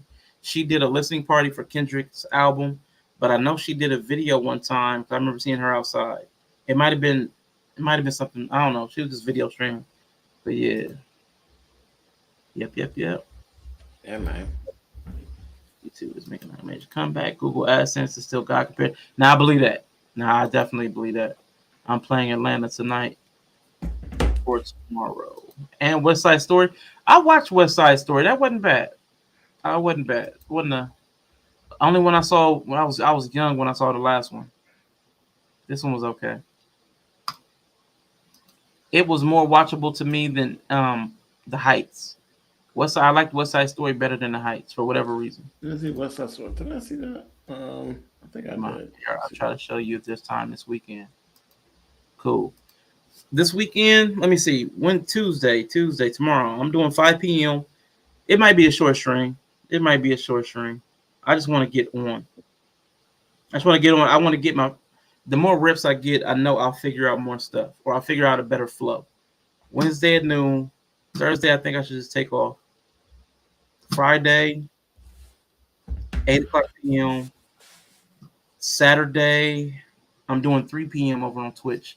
Hanifa, I'm trying to get Hanifa on Twitch too. That's because she's got like 250 to 300 followers on YouTube. I mean, if she converts, a quarter of those, she'll be over to 50. She'll put in the hours, she'll put in the shows. The last thing will be getting the 3 viewers, and I told her like she's got to have 3 people watching at one time. So like, that's tomorrow at 1. Yeah, tomorrow at 1. I'm in on Twitch. You have a show tomorrow? Yeah, with Bree, we're doing the ism show, animisms, at, I'm assuming 1:30, I thought. And she said she was on CPT, Color People Time. So 1 and 1:30 tomorrow. But I meant on critically drinking. Rashawn's critically drinking on Twitch at 5 p.m. tomorrow. I'll be on Kawhi Bree 123 on Twitch tomorrow around 1 to 1:30. I'm waiting for the chat to pop up with her peanut butter sticky fingers. Come on, Sticky Keys. Come on, Sticky Keys. Come on, Sticky Keys. Come on, Bree. Come on, Bree. You can. There's 3 numbers, 100 or 130. Come on, Bree. You got this. Not yet. And that's 3 letters. That's YEA. I need 3 numbers. Is it 100 or 130? Come on, Bree. You can do this. You was real smart. Better host me, Ninja. And yes. She keeps saying yeah. One-ish. That's she won't commit to a time. She's married and got commitment phobia. Come on, just commit to a time, Bree. Come on, commit to a time. Commit to a time. I think everyone should make a TikTok where the reach is faster and shuffle over to there. Split the baby. 115. All right. I'll be ready. I think people need to understand the way. I'm sorry. No, go ahead. Go ahead. The way TikTok works is that when it comes to TikTok and Instagram, it's not about professionalism. It's really about set the camera up and record. It doesn't fuck your background. That's what TikTok is for. Just talk directly into the camera, do whatever you want to do. Oh, you found it on Canva, the moving around thing. Oh no, I'd already had that one. I was looking for the okay. one that had you had one with like flames fall up, like flames on the edge. Like the blue stuff. Yeah. That's my. So I think that's what people need to understand. It's not about perfection. It's really about just turn your camera on and start talking. So I think Tristan's right. We should be using TikTok, but don't worry about trying to host a show on TikTok. Just start talking, or do a summary or recap, a 60-second recap of your show, something like that. Nah, I just heard somebody talk. Bree, was that you? I just heard somebody talk. It was Bree, and she was talking about that the algorithm on TikTok, it manages you based on the aesthetic. To get this set. Now, Risa, the other thing also, you got to set alarms on Twitch, so I'll be reminded. So much to learn.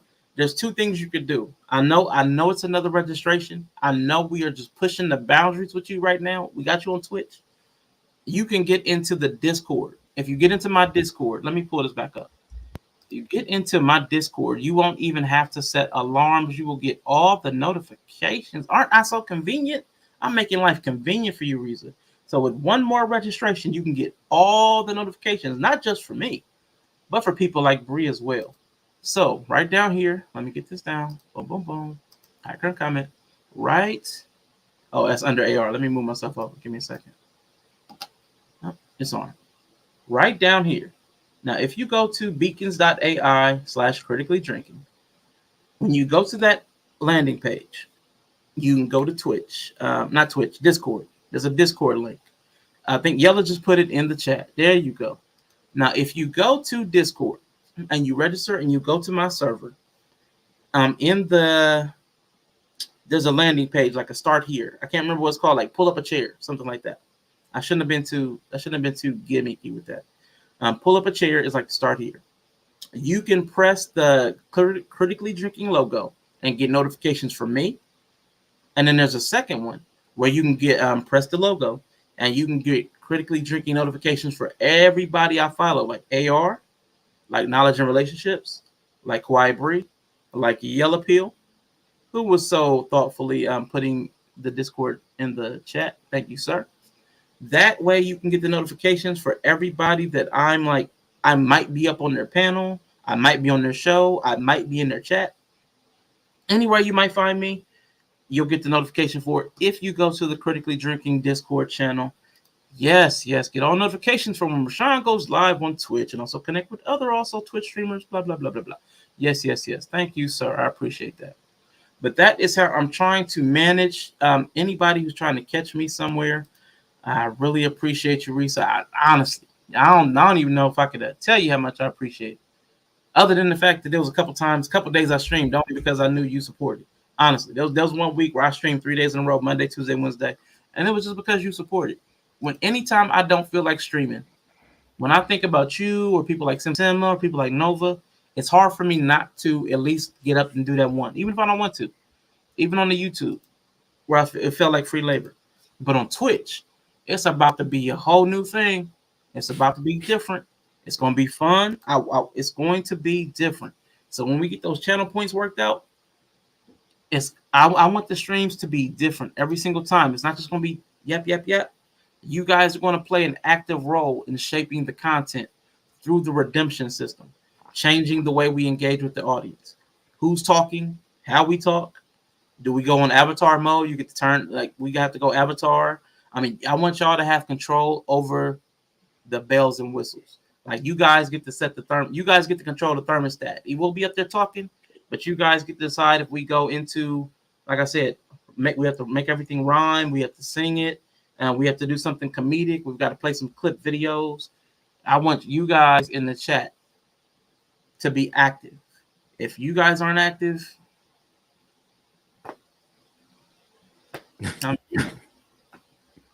there are a million channels. There are a million channels where the people in the chat just sit and watch. There are a few channels. There are a few channels where the chat gets pulled up. Because a lot of people don't even pull up the chat. They just have their show and they move on. But I want a channel where you guys are throwing me off, throwing the panelists off. If there's a panelist, Yellow Redeemed, the water is life. Man, because I wasn't on Twitch. I'm empty, man. But I got you. I got you tomorrow, bro. Got you tomorrow. So tomorrow I'm going live at 5 p.m. It probably is going to be short. I just want to, again, get in there, play around with the toys. I don't know why I feel like I need to pause that one, but pause. But I want to get in there and play around with the settings, do some things. But yeah, man, AR, again, I do appreciate you for spending your time here. Yeah, man. No, it's all good, man. I think you should keep working your YouTube. I really believe the YouTube, you should be using it for your clips and put on there, follow me on Twitch, or I don't know how, whatever you say it, because it is going to stream over. And I think use YouTube for clips. I'm talking about clip your shows. You don't even need to do no real editing. Just take this segment, bam, upload it. This segment, because I think it's really important, man. What if, man, it's like when I work for a company and they stop me from working with this particular company. It's like, damn, that's my whole money. No, can't. I mean, we got to be on Twitter. We got to be on. We need all social media content, and that should be funneling. I think that's what Tristan was talking about. Funneling to go towards. Well, I'm not the FAR. I'm not that. I'm not you, Yella. So please don't refer me. You can call me a coon. I accept that. You can call me, what's the other word they call them? Colonizer. I accept that. That's no problem. Master, I will take that as well. But nigga, no, I'm definitely not that. I'm the opposite of that. But thank you. You're the opposite of a nigga. What's the opposite of a nigga? Me, royal, good. Niggas are evil, so I think they're the same as the devil. Oh, okay. But I never said niggers are black. See, y'all interpret that shit. I've never said niggers are black. Y'all take that because y'all look in the mirror and this is what you see. That's why I got this for y'all. So it's black for us. I've never said that. Y'all interpret as being black. Y'all look in the mirror and That's interpret not black. as black. That's not black. I never said nigger is black. I didn't say anything about nigger at all. I said the wall. I said the wall is black because it reminds black people that they're black. I'm asking. Can you pull up Yella's comment, please? Can you do that for me, please? Yes. Yeah, I appreciate it. Thank you. Now we're talking. Thank you for correcting yourself. Thank you. Yeah. That's funny. Y'all crazy. But yeah, I mean, I don't honestly. My clips are taking so long because I do too much with them. Like you said, I know you said just chop it up and put it on there. Listen, bro, take something and start uploading these clips, and then start using the hashtags for the topics, and just start feeding that to, and then go in the Facebook group and say, hey, listen, who has Twitch? You know, that Facebook group, you know, it frustrates me. You know, I'm leaving it. Yeah, now real quick. Now, because I don't have all the Twitch integration, Yella, since you in here, you're I think Bree might be gone. But I did make something to it's stupid. But tell me how stupid it is. Tell me if it's like too cheesy to use. I really want Yella's opinion, but I wanted to figure out something to do for the followers and subs. So I mean just a short one. This is just a short one. This is a quick one.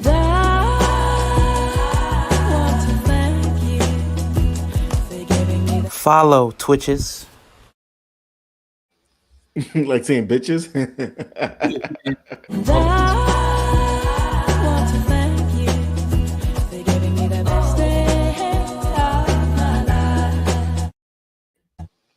I think it's dope, but I think you would have to explain why dime. And then when you explain to someone why dime, they can say, "Yeah, because this guy online was trying to sexually harass me." No, I don't have to explain. I just What's going on? If you had to rank yourself on a scale from 1 to 10, what would you give yourself? So our show is yeah, so I just run that. If I ask, yeah, I can run that clip again. But now here's the longer version. All right, here's the longer version. Why are you following me? I tell you why. Man had some strong asses eking out of my butt that day. Doesn't that bother you? Nope. Man, I like you. What's your name? our show is. Take a look at me. What am I? The dime. Great. It's amazing what you've done with such a modest budget. Is that too cheesy? What you think about that? I think it was dope, and that's part of the reason why it takes you so long. You edit like every second. You're welcome. He said you're welcome. Yelling is disrespectful. Oh shoot. Yeah, but man, Yellow, I know you on Yellow don't give a fuck. If you say Yellow's disrespectful, you gonna take it as a compliment. He don't give a fuck. He don't give a fuck. He's like, really? Hey, now Yellow, is that Twitch? Is that reasonable for Twitch, or would that be like, is that too cheesy? I know AR says it's dope, but he ain't been on Twitch. You're on Twitch. Tell me what you think. But I got the long one and the short one for the followers and subs. When I get a new follower, a new sub, because I don't have all that OBS integration and all that stuff, but I had to do something for the follows and the sub. Anyway, but yeah, man, let me get ready to run up out of here. Just go do something with my time. Is what cheesy. Bree, I gotta run it back for man. You. All right, I'm gonna head out though. Cause I do gotta do something, but I appreciate you, bro. Thank you, man. God bless everyone. Yeah, thank you, man. All right, Bree, I'm my face. Since it's just me, let me bring back my acknowledgement screens with everybody. I like it. I did the Chappelle one. I did like the Chappelle one too. Which one? Oh, never. Yeah.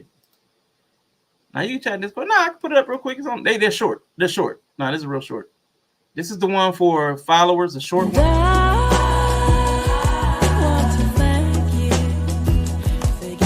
Follow Twitches. So that's for followers. And then for sub. Okay,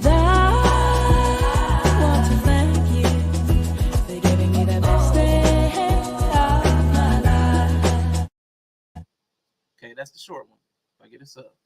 And this is the longer one. Again, I know I got the whole dime explanation thing. AR did point that out, but I got the clip for that too in there. But this is the longer version for like a follow or a sub. I know it really don't work as well with sub. I'm trying to figure that out. But it's for a follow. Why are you following me? I tell you why. Man had some strong asses eking out of my butt that day. Doesn't that bother you? Nope. Man, I like you. What's your name? Our show is. Take a look at me. What am I? The dime. Great. It's amazing what you've done with such a modest budget.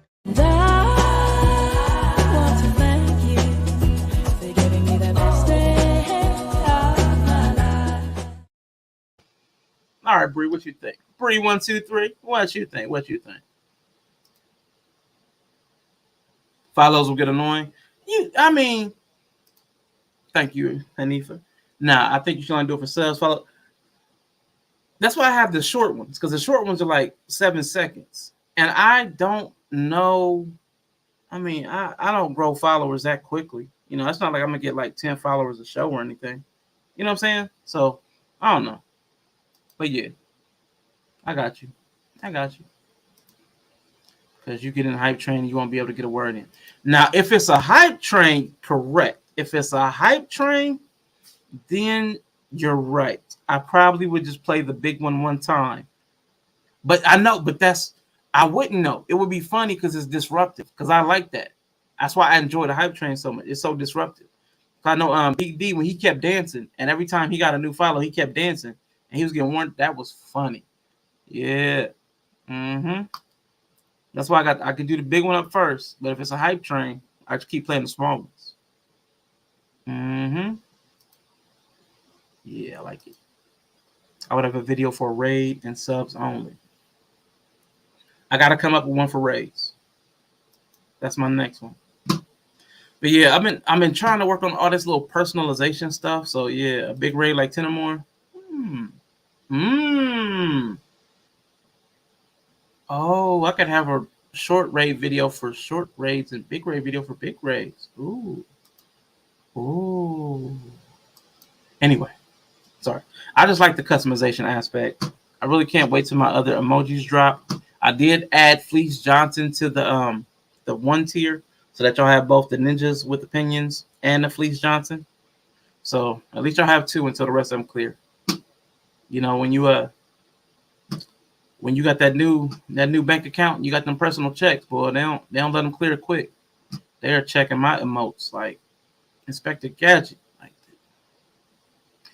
anyway, y'all, I really appreciate y'all spending this time with me. Just again, remember all the big people who got me to this point.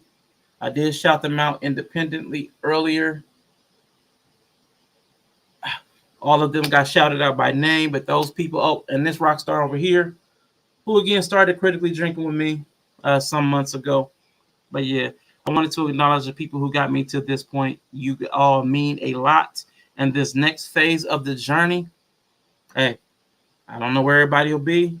I mean, 6 months from now, where I'll be, no clue. But I mean, let's get started. Let's see where it goes. Let's go and have some fun on Twitch. Risa, if you are still here, man, I'm still fighting with myself. How about this, Risa? Because I did say the end of the month, but the 30th is Memorial Day. So the 30th is Memorial Day. So I might have a friend that's having a barbecue on the 30th, right? So I probably wouldn't have done the 30th anyway. So I'll do a premiere on the 30th from something I already did on Twitch, right? So then the 23rd, next Monday, will be my last stream on YouTube. I think that's reasonable. Hopefully that's okay. 23rd, that'll be my last YouTube stream. I'm putting it down now. I'm committing to it. I'm putting it on paper. My last YouTube YT stream. Okay, cool. That's the 23rd. On the 30th, I'll run a premiere. So I'll write that down too. Because I've got already several shows that I could not clip up, but I can take out some of the dead space or whatever's going on. Anyway, I appreciate all of you. Thank you for spending your time with me. I don't have to think about a raid because this is YouTube. Go and support your favorite content creator. Go hug on your kids. Go get some froyo. Go do something. I appreciate all of y'all. I love all of y'all. Thank you so much. And I will see y'all next time. Let me hit the outro. I was in the wrong space. Peace.